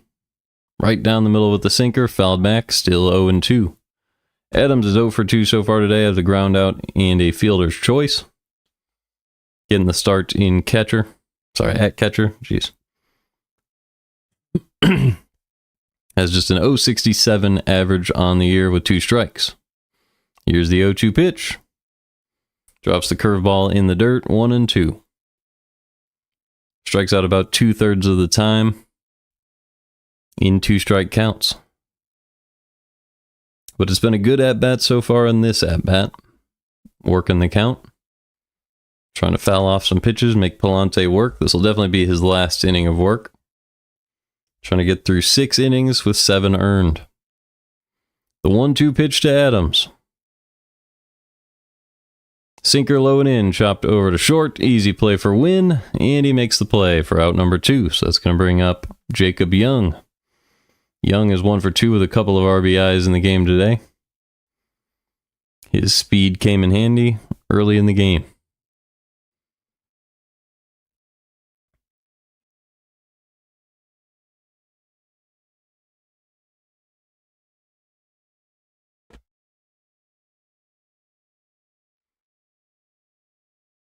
First pitch to Young is in there with the fastball outside, but he doesn't get the call. It's 1-0. That is one that you expect to get as a pitcher. It's unfortunate, as that one was middle out. Looked like a perfect strike, but didn't get the call. The 1-0 doesn't get the call at the bottom of the zone, and it's 2-0. Speedy guy like Young, you definitely can't afford to walk him. Couple of strikes, not called strikes. Marmol with some words, but not to the umpire yet. The 2-0 pitch goes right down the middle. That one's going to get the call. It's 2-1.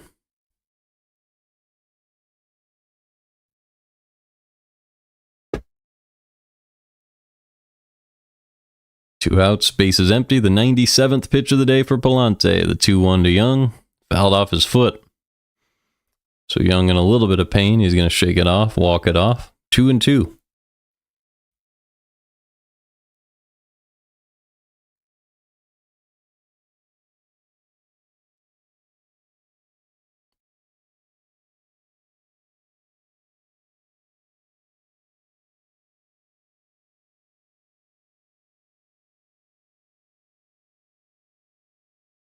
Two-two pitch to Jacob Young. Drops the slider low and away in the dirt. It's 3-2.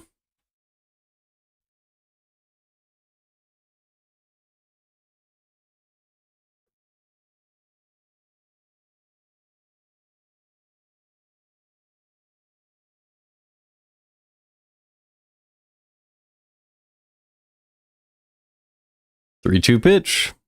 Fouled off his leg. Still 3-2.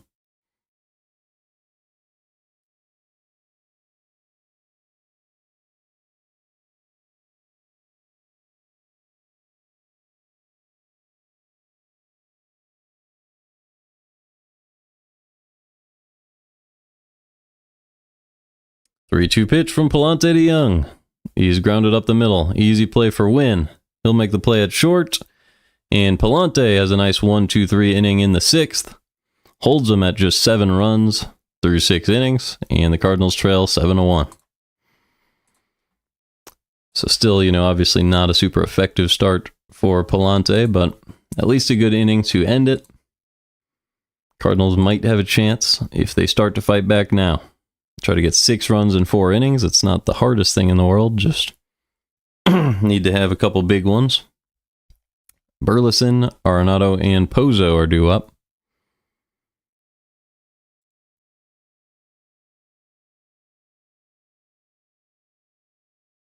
.805 OPS coming into the day for Burleson. You can see why he's so effective. He doesn't strike out almost ever. Scores the ball up a ton. Doesn't whiff. Does chase outside the zone a lot, but when he swings, he makes contact, so it's not that big of a deal. And the walk rate is also pretty low, but when he makes contact, you can see expected slug is high, exit velocity is high, expected batting average is high. I guess part of that is because he doesn't strike out, but when you hit the ball hard, usually it'll find a gap for you eventually. And nobody has any time to get to the ball. Arenado, on the other hand, has that low strikeout rate, and that really only helps him in the expected batting average, as he does not hit the ball very hard. And that's the difference between the two of late. If Arenado could hit the ball harder, that would make a big difference for him, but sometimes age gets to you. He's 34 years old, hasn't put up a hard hit baseball season in a while. Let's see, when was he last above average in that stat? I mean, he was one of the best hitters in baseball without even reaching an average number in that stat. He was just below average. But he just never struck out, played great defense. 34 batting run value. Had 26 homer, or no, more than that. That was 2022. Has he ever been above average in this stat? Yes, he was. Yeah, back in 2019, he had 49 batting run value. Obviously, this was probably with the Rockies. But yeah, he barreled the ball up a lot more back then. Anyway, he'll be due up second. Burleson took strike 1. It's 0-1.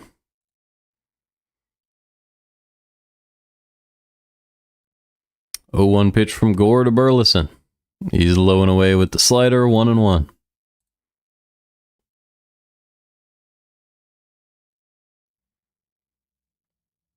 One pitch. Up and in with the fastball, 2-1.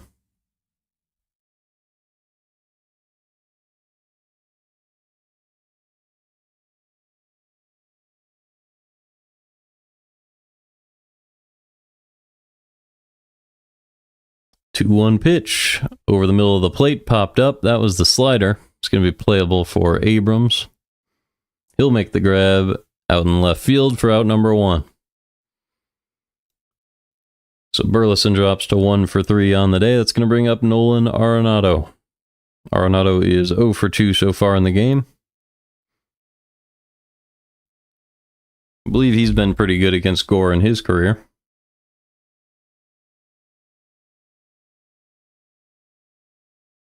Yeah, he came into the game 4 for 9 with a homer against Gore. And reaches out and pokes this one out to right field.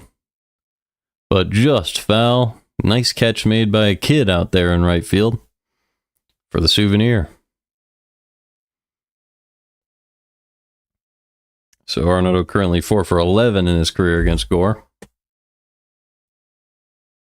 But Gore has been working the lineup pretty well so far today. Having a good game so far. Second pitch to Arenado is just inside, 1-1.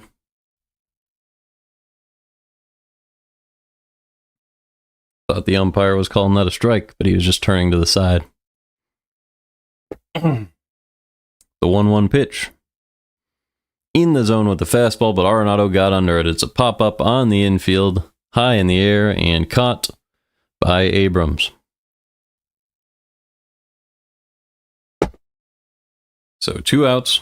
It's going to bring up Joel Pozo as the Cardinals still trail by 6. Seems like this lineup just can't get going. Maybe it has something to do with the order.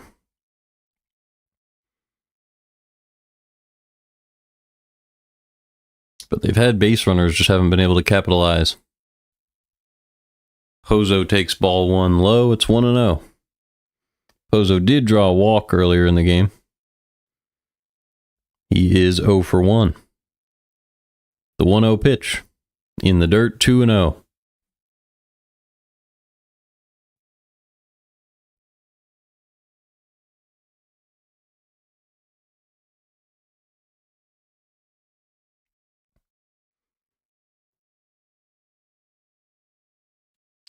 Pitch from Gore to Pozo is inside, 3-0.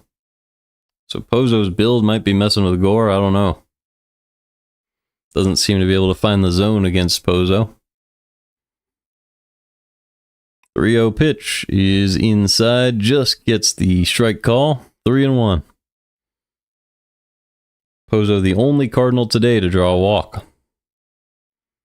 3-1 pitch, and he pulls a fastball inside. Foul, it's 3-2. That one was in off the plate, but Pozo loves to take advantage of his counts when he's ahead. Almost never takes a walk, also almost never strikes out. 3-2 pitch from Gore. Chases the curveball in the dirt. Down goes Pozo.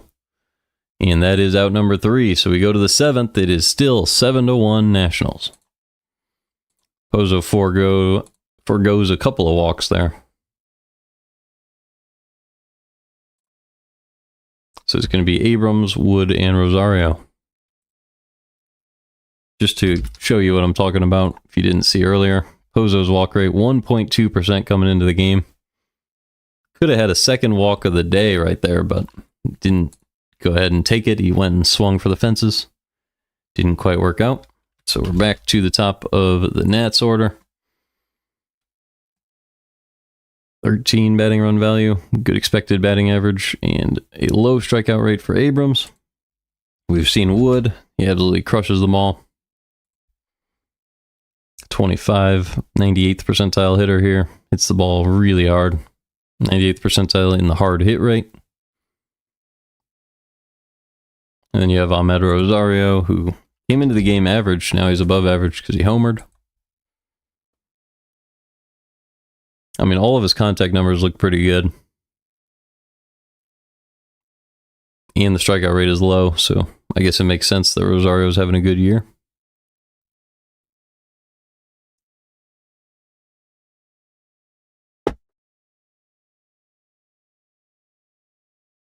but he has a pretty low sample size so far.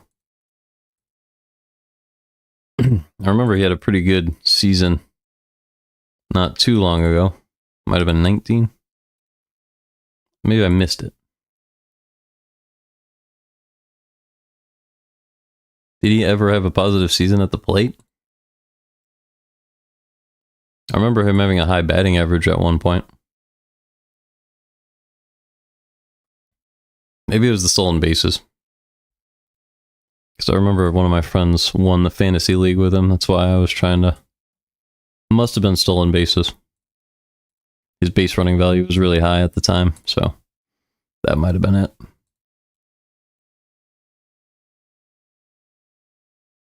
All right.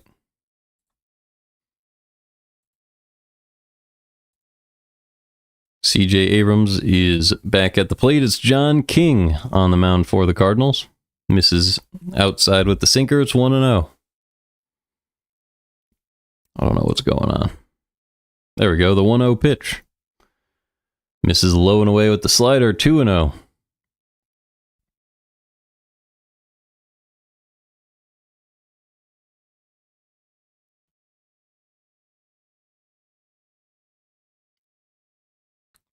Pitch from King to Abrams. Chopped over to the left side. Mason Wynn makes the play for out number 1. So John King gets the ground out from Abrams. Now it'll be a lefty-lefty matchup against Wood. See if King can eat some innings, save the rest of the bullpen arms.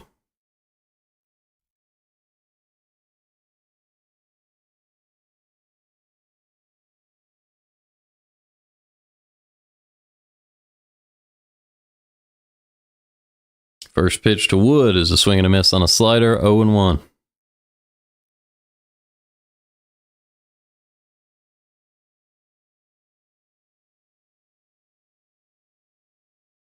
The 0-1 pitch, driven high in the air to right center field. That one is smoked and gone. A nuke solo homer for James Wood, and the Nationals lead 8-1. 24th homer of the year for him. 433 feet, 115 miles an hour off the bat to right center field.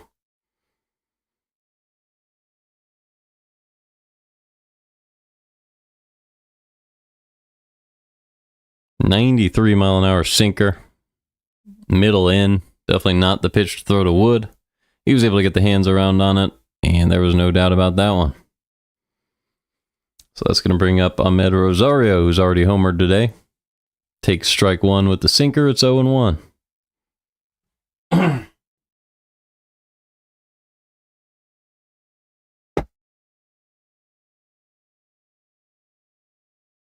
The 0-1 pitch, chopped in the air. Mason Wynn trying to make a barehanded play, and does. What a play by Mason Wynn. Incredible barehanded throw on a chopper up the middle for out number 2.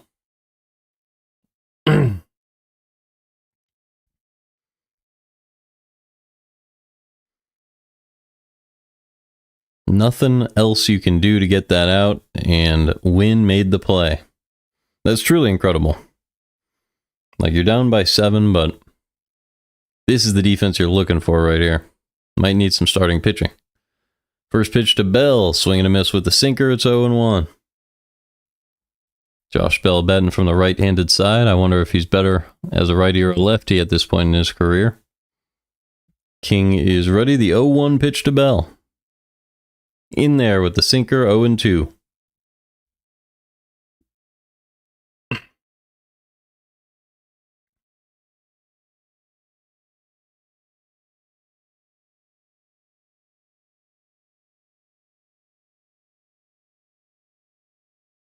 .02 pitch from King to Bell. Swing and a miss on a curveball low and away. Down goes Bell. A nice inning from King, but did give up a solo nuke to James Wood. It is 8-1 Nationals.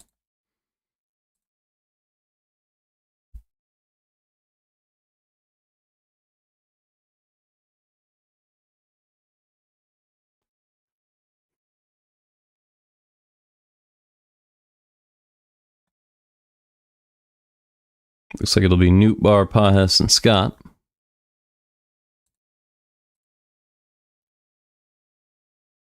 I mean, if you're going to have an 8-run inning to take the lead of this game, I think this is kind of your chance. You have the high walk rate guy in Nootbaar. Pahes might be able to like somehow hit a single. And then you get the speed of Scott on base. High on base guys in Donovan and Wynn. And then you have the big swingers. So if you're going to have a chain reaction that's a little bit lucky, this would be the time to do it. Gore at 89 pitches, so he might be done. We'll take a look here.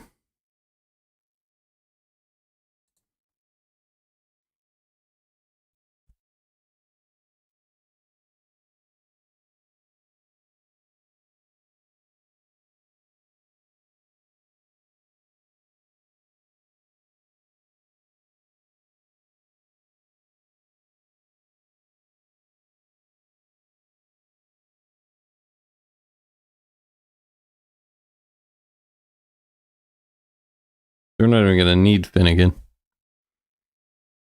On Sunday, how did he throw one pitch? It's one of the best things I've ever seen.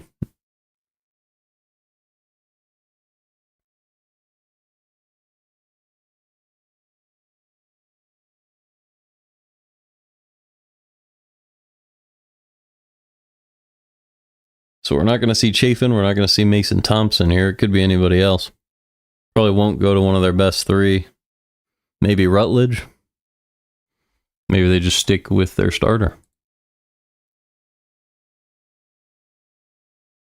Looks like they're going to go to Cole Henry. He is...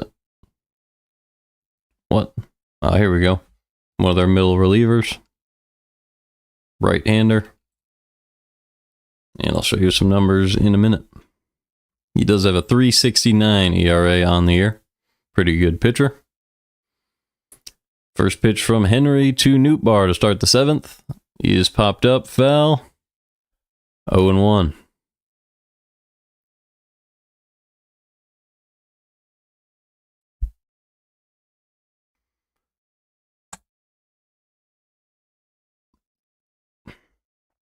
Cole Henry had a 1.26 whip so far this year, a 3.69 ERA. He's only been in the big leagues for this year. Here's the 0-1 pitch to Nootbaar. Missed low with the changeup, 1-1. Looks like Henry went to LSU. Allows pretty soft contact, but doesn't get a lot of ground balls. Also doesn't get a lot of chase.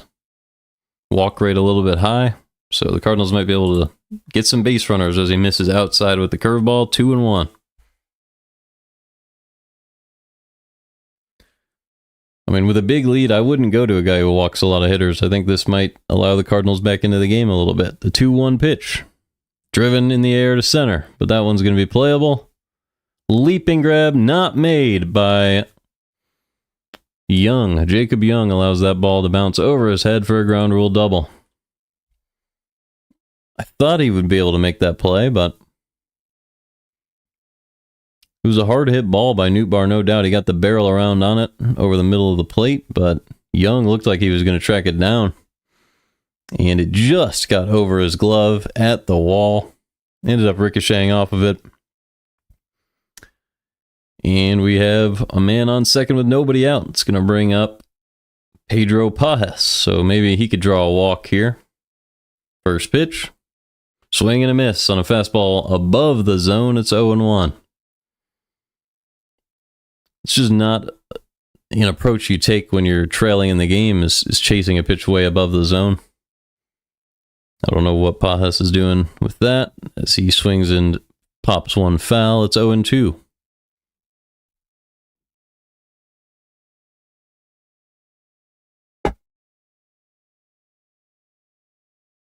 In my opinion, if you have a big deficit, you got to play to walk more often.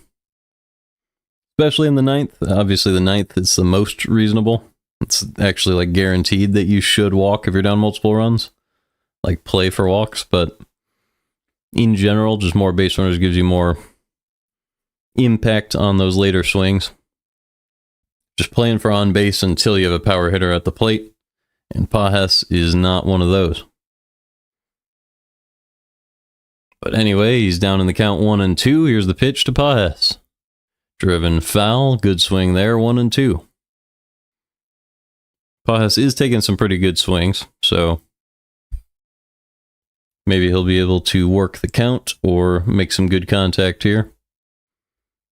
That being said, he could also still try to earn a walk.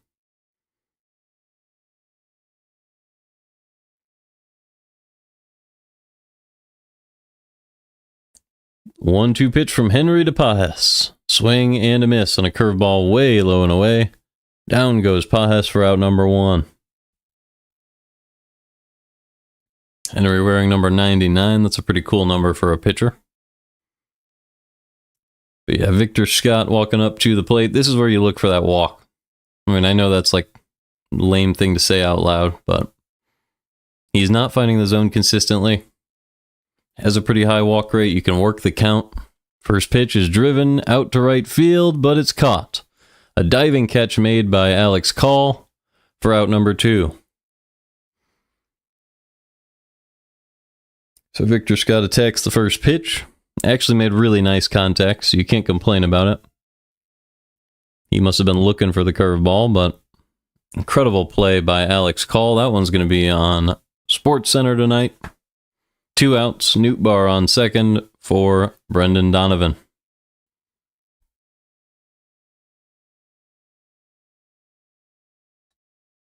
First pitch to Donnie is inside with the changeup, 1-0.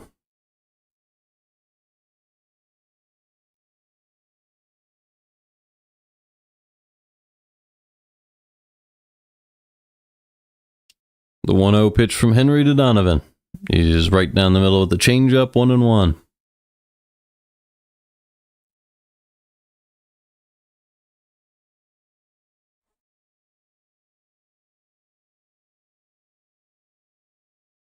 The 1-1 pitch is in the dirt with the fastball, 2-1.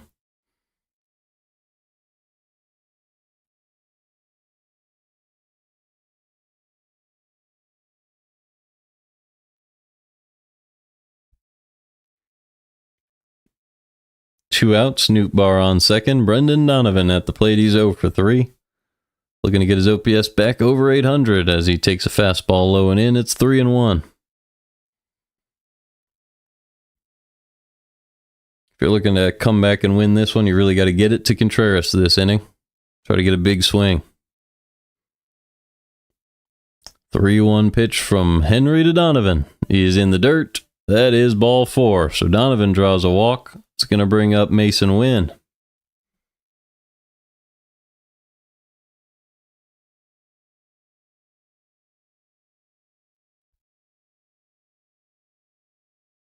So it's Wynn now, and it's Contreras after that. If you can get these two guys on base, try to get a rally rolling, that'll change this game.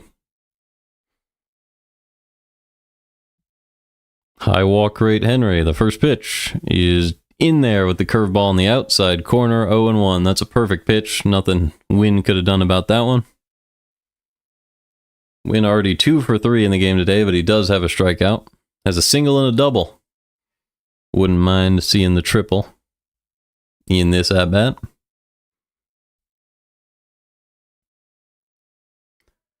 The 0-1 pitch. Outside with the curveball, 1-1. Seems like Henry's really like nipping at the edges of the zone with a lot of these pitches.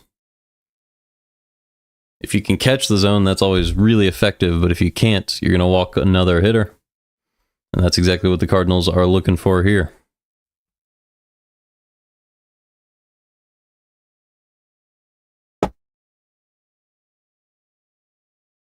I would just throw it in the zone with a big lead, but here's the 1-1. Outside with the sinker, 2-1.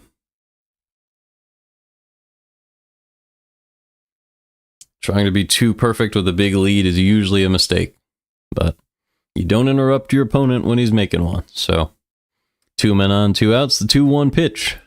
Right down the middle, driven to right field, a base hit. Nootbaar rounding third, and the throw is way off target. It is 8-2. Mason Wynn with a nice ground ball to the right side of the infield. Nobody was playing over there. They were playing him to pull, and he has an RBI single.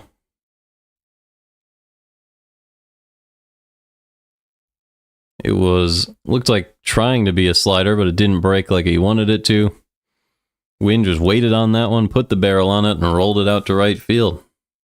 Decent attempt by Call, but the throw was just way off to the left. So the Cardinals have gotten one back now. They're still down by 6. It's going to bring up Wilson Contreras. This is where you got to take some big swings. You have your biggest hitter at the plate here in Contreras.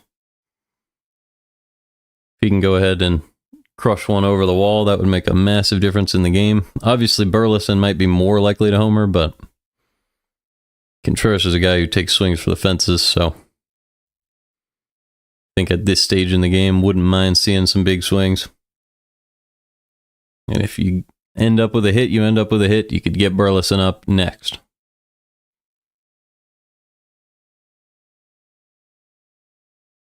I'm usually somebody who likes to pass the torch, but 2 men on with 2 outs here, I think this is reasonable to go ahead and swing away here. First pitch right down the middle for a strike to Contreras. It's 0-1.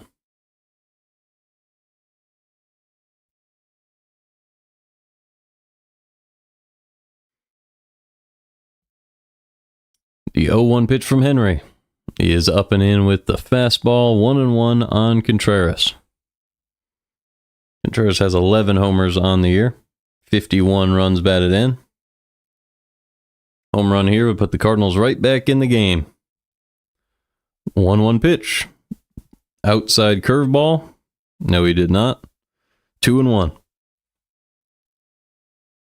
If he does pitch around Contreras and they do pass the torch, could work out even better for the Cardinals, so watch out for that as well. 2-1 pitch. Outside again with the curveball. It's 3-1. On deck is Alec Burleson. 3-1 count, 2 outs, 2 men on. The pitch. Right down the middle, driven in the air to center. I don't think he got it. Young ranges over and makes the grab at the track for out number 3. Good idea by Contreras there, just didn't get the barrel with that one. And the Cardinals trail 8-2 after a base hit by Mason Wynn drove in a run.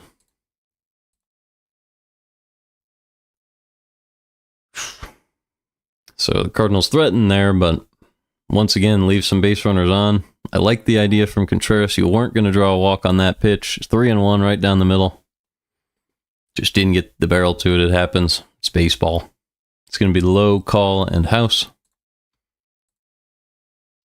So I guess we can go ahead and play the bullpen game. Low is just a pure lefty, right?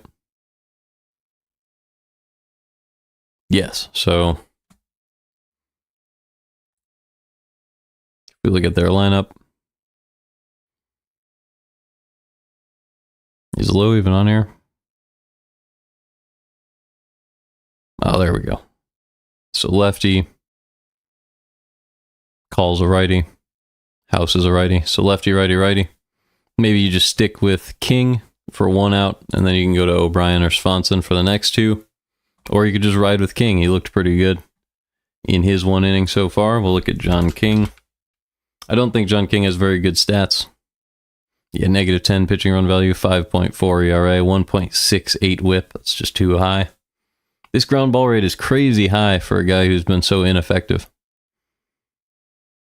He just never strikes anybody out. I really don't know what the problem has been. I mean, obviously he doesn't strike anyone out, but everything else looks pretty decent. Guess he gives up really nice launch angles. You can see this.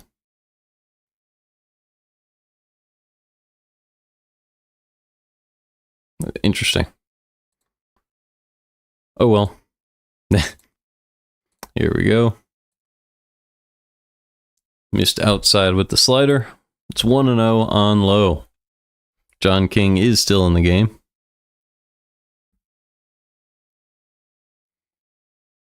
The 1-0 pitch. Upstairs with the sinker, 2-0. We'll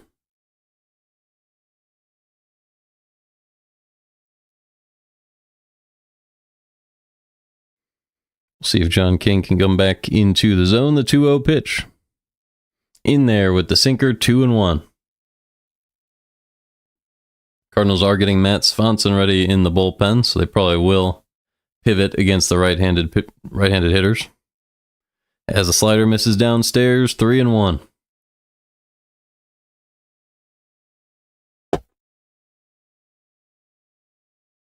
I always like this strategy where you kind of feel out your lefty against the one lefty as he gets a ground ball to second. Donovan makes the play for out number 1. And because King was missing the zone a couple times, I think you'd probably expect you go get him. But Marmol appears to be staying put. So King is going to stay in the game and face Alex Call.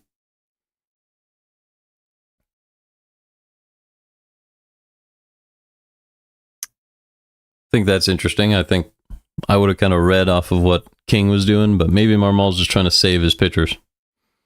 As King finds the zone with the sinker, it's 0-1. Cardinals are down by 6, so I think that would be reasonable. It's Call and it's House right now. Call the House. Changeup misses outside, 1-1.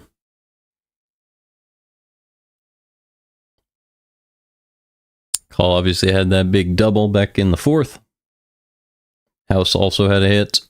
It was an infield single right after that. The 1-1. He is upstairs with the sinker, 2-1.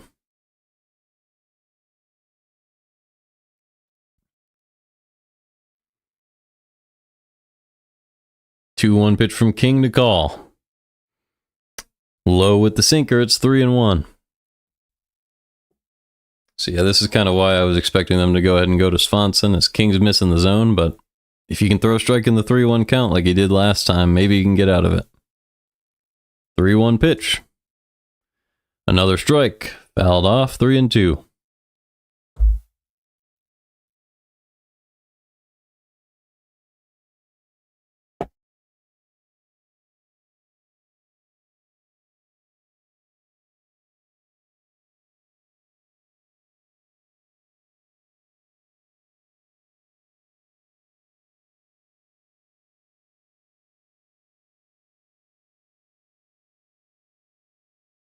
Three-two pitch to Alex Call.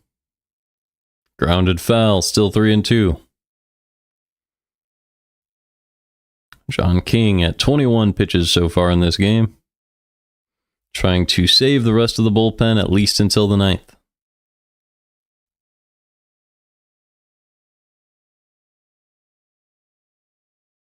Three-two pitch to Call. Low and in, and that is ball 4. So a good attempt by King. Despite falling down in the count 3-1. He battled back, but that will do it for him. That's going to bring in Matt Swanson. Swanson's been pretty good this year.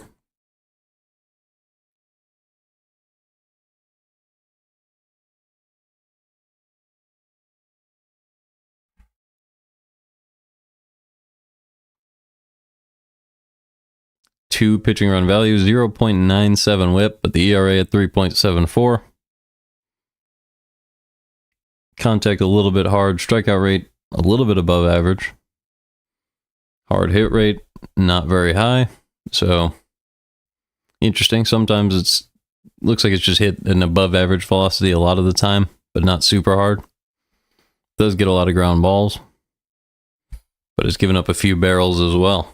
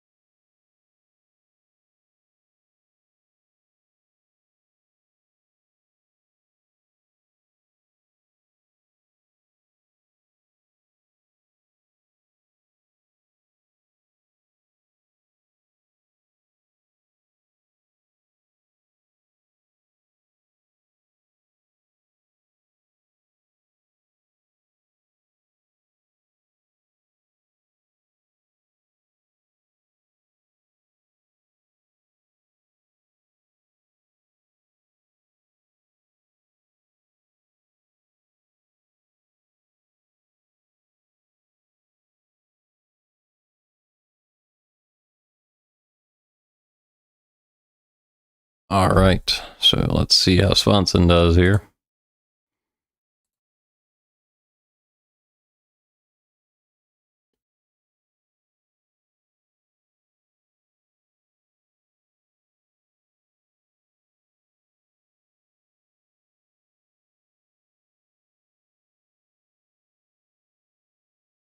First pitch from Swanson to House in the 8th is in there with the sweeper, 0-1.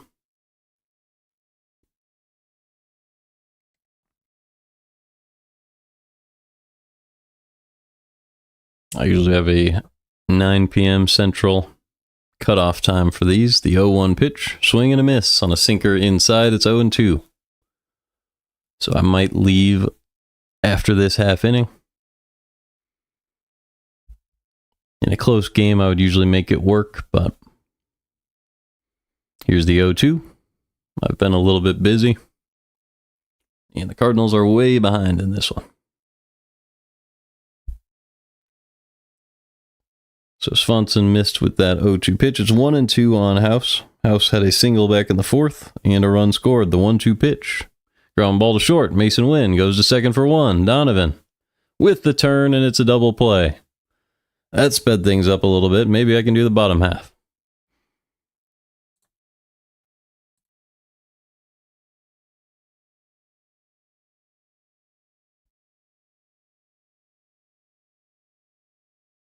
Burleson, Arenado, Pozo.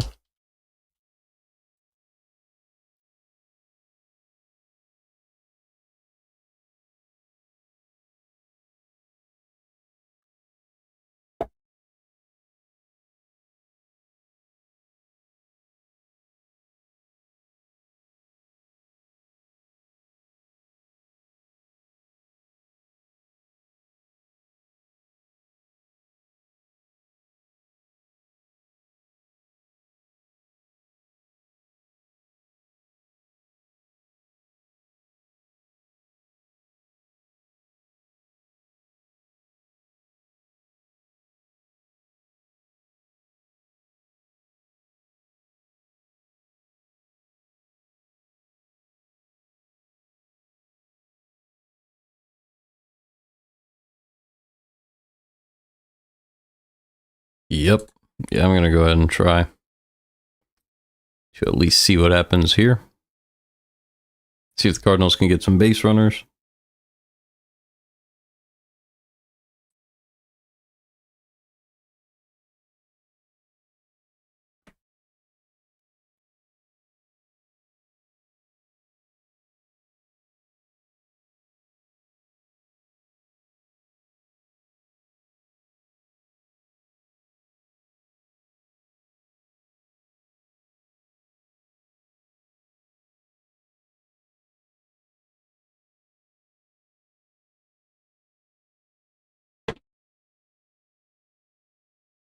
Alrighty. Burleson against, let's say, Rutledge. Jackson Rutledge is 6.27 ERA, 1.58 whip. Let's figure out what's been up with Rutledge so far this year.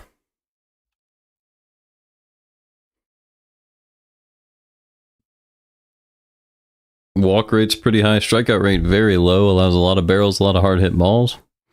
Hasn't been particularly effective.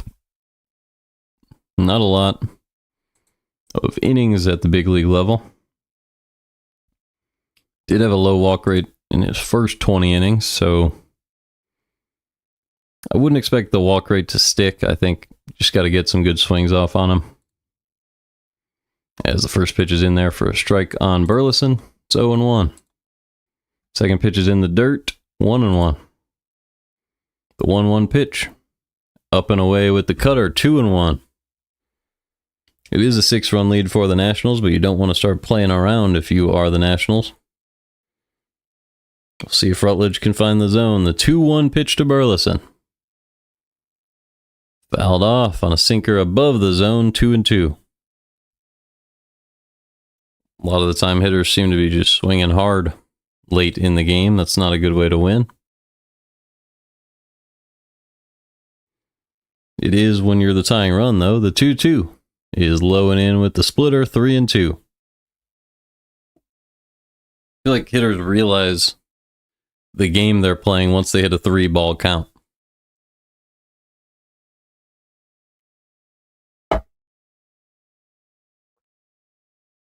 It's like at that point they realized they could walk. The 3-2 pitch. Popped in the air to center field. That'll be playable. Young is out there, makes the grab for out number 1.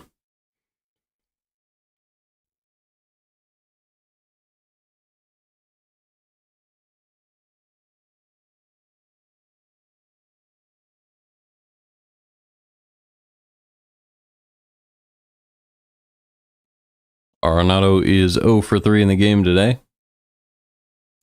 Did not strike out yet, but not a lot of hard contact. As sinker misses above the zone, it's 1-0. He's had a couple of flyouts and a pop out today, so maybe he can bring it down, get a line drive. The 1-0 pitch. Chopped foul. 1-1.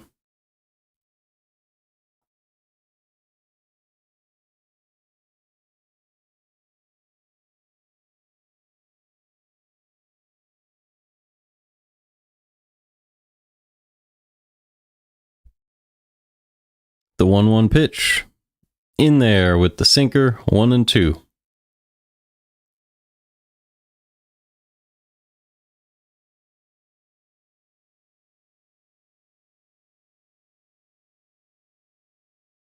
The 1-2 pitch to Arenado. Grounded up the middle. Easy play at short. Abrams makes a good throw. 2 outs.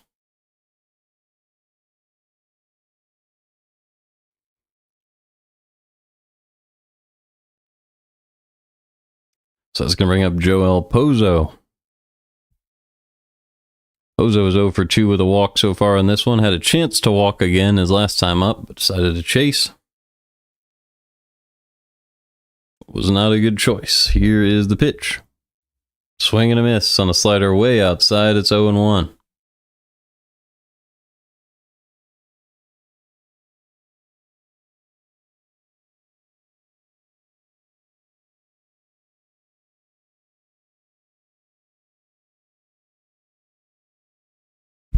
The 0-1 pitch. Up and away with the fastball. 1-1. Pozo does have a walk and a strikeout in this game. That's very rare for him. The 1-1 pitch. Missed, I guess, with the sinker. 2-1. Catcher blamed that one on himself, which I respect. Adams. The 2-1 pitch from Rutledge. Driven foul, 2-2. That was a slider right over the middle of the plate. But Pozo was out in front of it.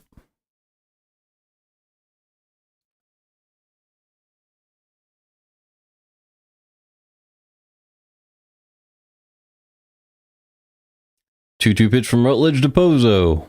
Check swing, yes he did, and that is strike 3. Pozo with a second strikeout today. Very rare 2-strikeout game from Pozo. We go to the 9th. It is still 8-2 Nationals.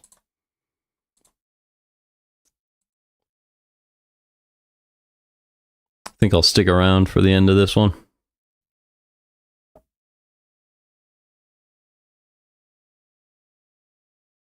I went ahead and moved something from a little bit later.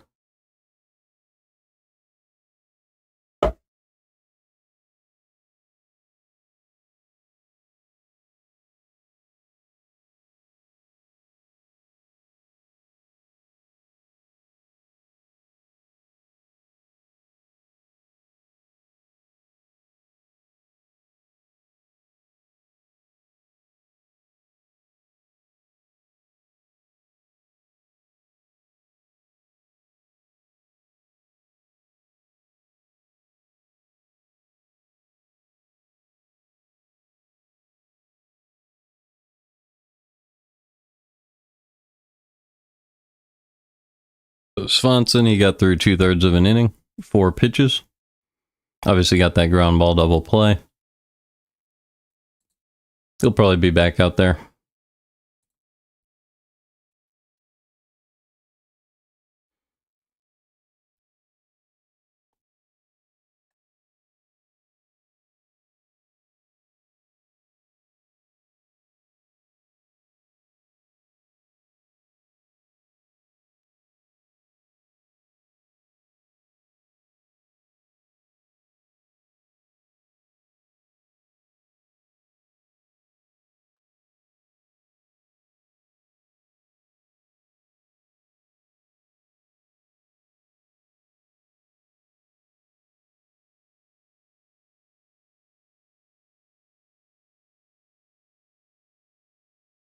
Hopefully the Cardinals can salvage this one.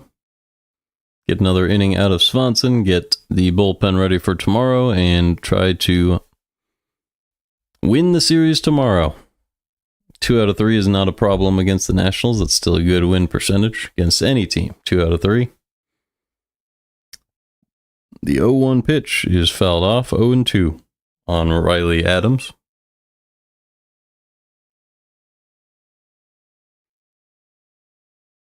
They could also try to make a big comeback in the 9th inning. They trailed by 6 in this ball game. It's very rare that you'd expect to see that, though. The 0-2 pitch from Swanson. Outside with the sweeper, 1-2. Guess it depends who the Nationals bring in to pitch.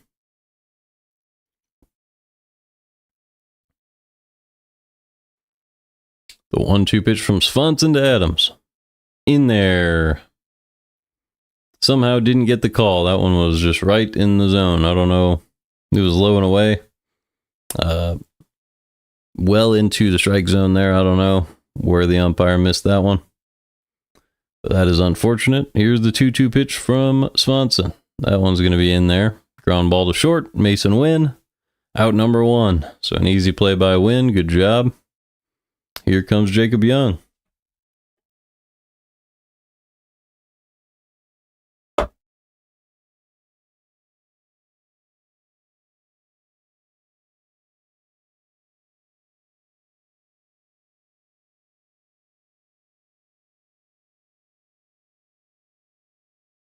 The pitch to Young is in there with the sweeper. 0-1.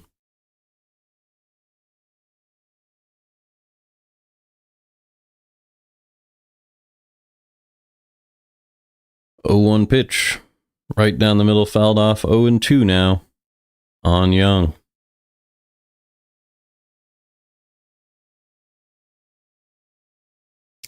Jacob Young is 1 for 3. Had that 2-run single in the 4th.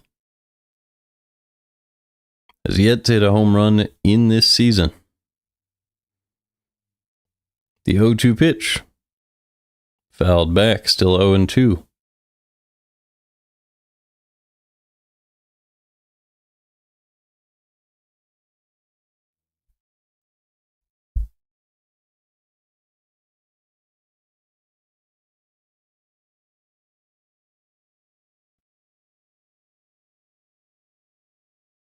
The 0-2 pitch once again. He is way outside with the sweeper, 1-2. Jacob Young with 14 RBIs on the year. 2 of them came in this game. Has a positive WAR due to that great defense in center. The 1-2 pitch from Swanson. Ground ball, right-hand side.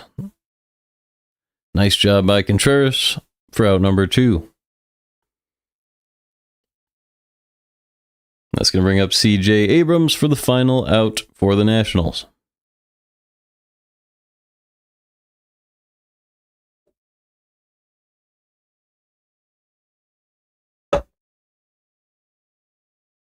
Of course, unless the Cardinals score exactly 6 runs in this 9th inning. Here's the pitch. Up and in with the cutter. 1-0.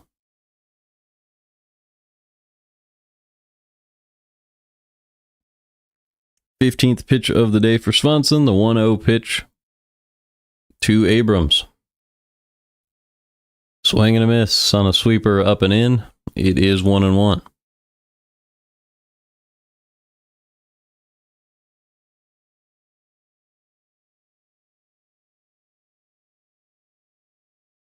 Here's the 1-1 to Abrams. Up and away with the sinker, 2-1.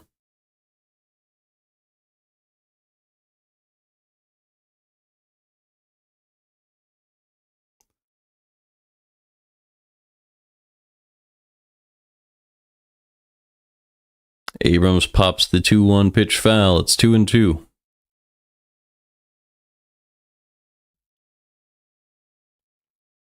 Abrams 1 for 4 today, yet to strike out in this ball game.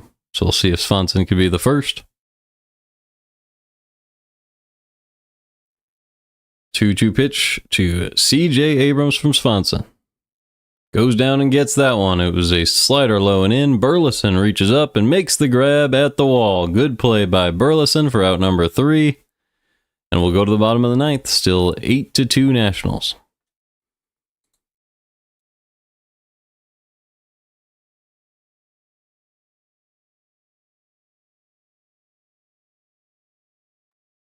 It's going to be Nootbaar, Pahes, and Scott. Bottom of the lineup.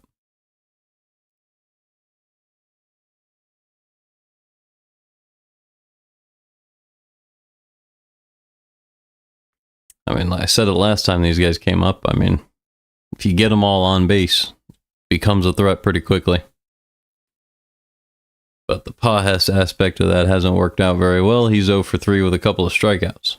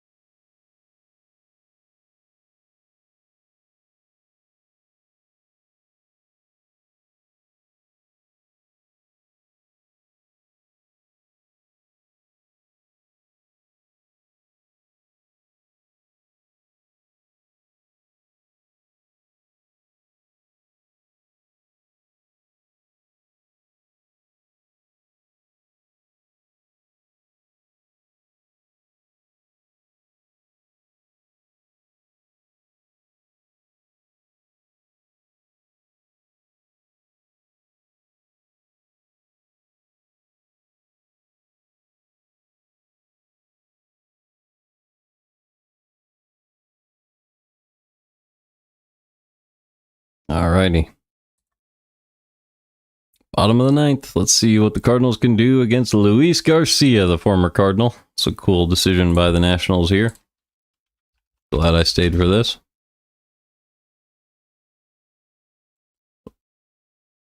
Says he's on the Dodgers. I don't think he's still on the Dodgers because he's pitching for the Nationals. Does have a very high ground ball rate, pretty high walk rate this year, though. So that makes it very obvious to me what the Cardinals should be doing. Foul off pitches, try to draw a walk, get as many base runners on as you can. First pitch to Nootbaar. Catches the outside part of the plate with the sinker. It's 0-1. The 0-1 pitch is another perfect sinker on the inside part of the plate, 0-2. So Garcia dotting him up on the outside and now the inside. Way ahead in the count on Nootbaar. A couple great pitches. And now Nootbaar has to fight for this at-bat. The 0-2 pitch. In the dirt with the splitter, 1-2. So, big league pitching so far from Garcia in this at-bat. Nothing Nootbaar could do about that.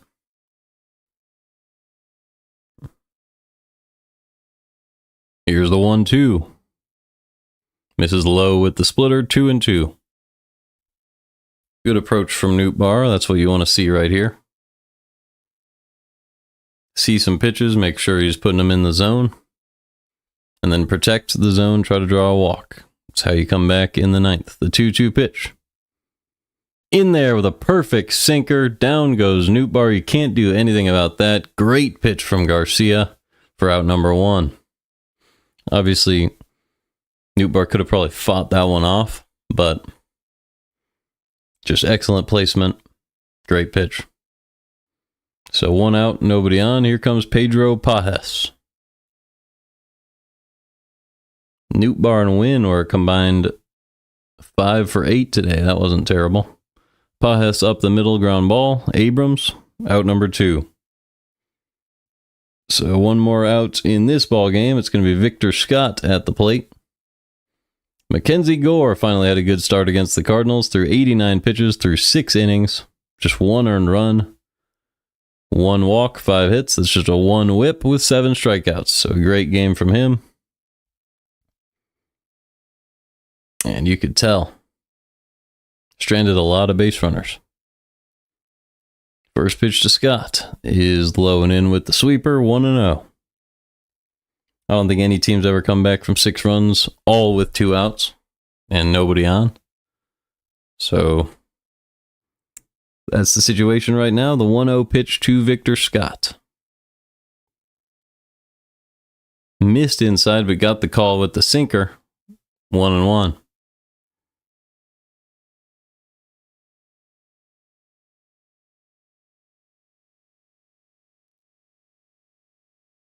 1-1 pitch from Garcia to Scott. Check swing, foul ball, 1-2, and the Cardinals are down to their final strike. So the former Cardinal, Luis Garcia, looks to end the Cardinals' day today. He made his way from the Cardinals to the Padres, to the Dodgers, to the Nationals. And he's back in St. Louis tonight. 10th pitch of the inning here. The 1-2 pitch to Victor Scott in the bottom of the 9th. Swing and a miss on a splitter below the zone. Down goes Scott. And that is it for that one. 8-2 win for the Nationals. See you guys tomorrow trying to win the series. Hopefully we get some better pitching and some better offense. And some good luck with the runners on base, of course. It's been the main problem when we lose games this year. But that is it for this.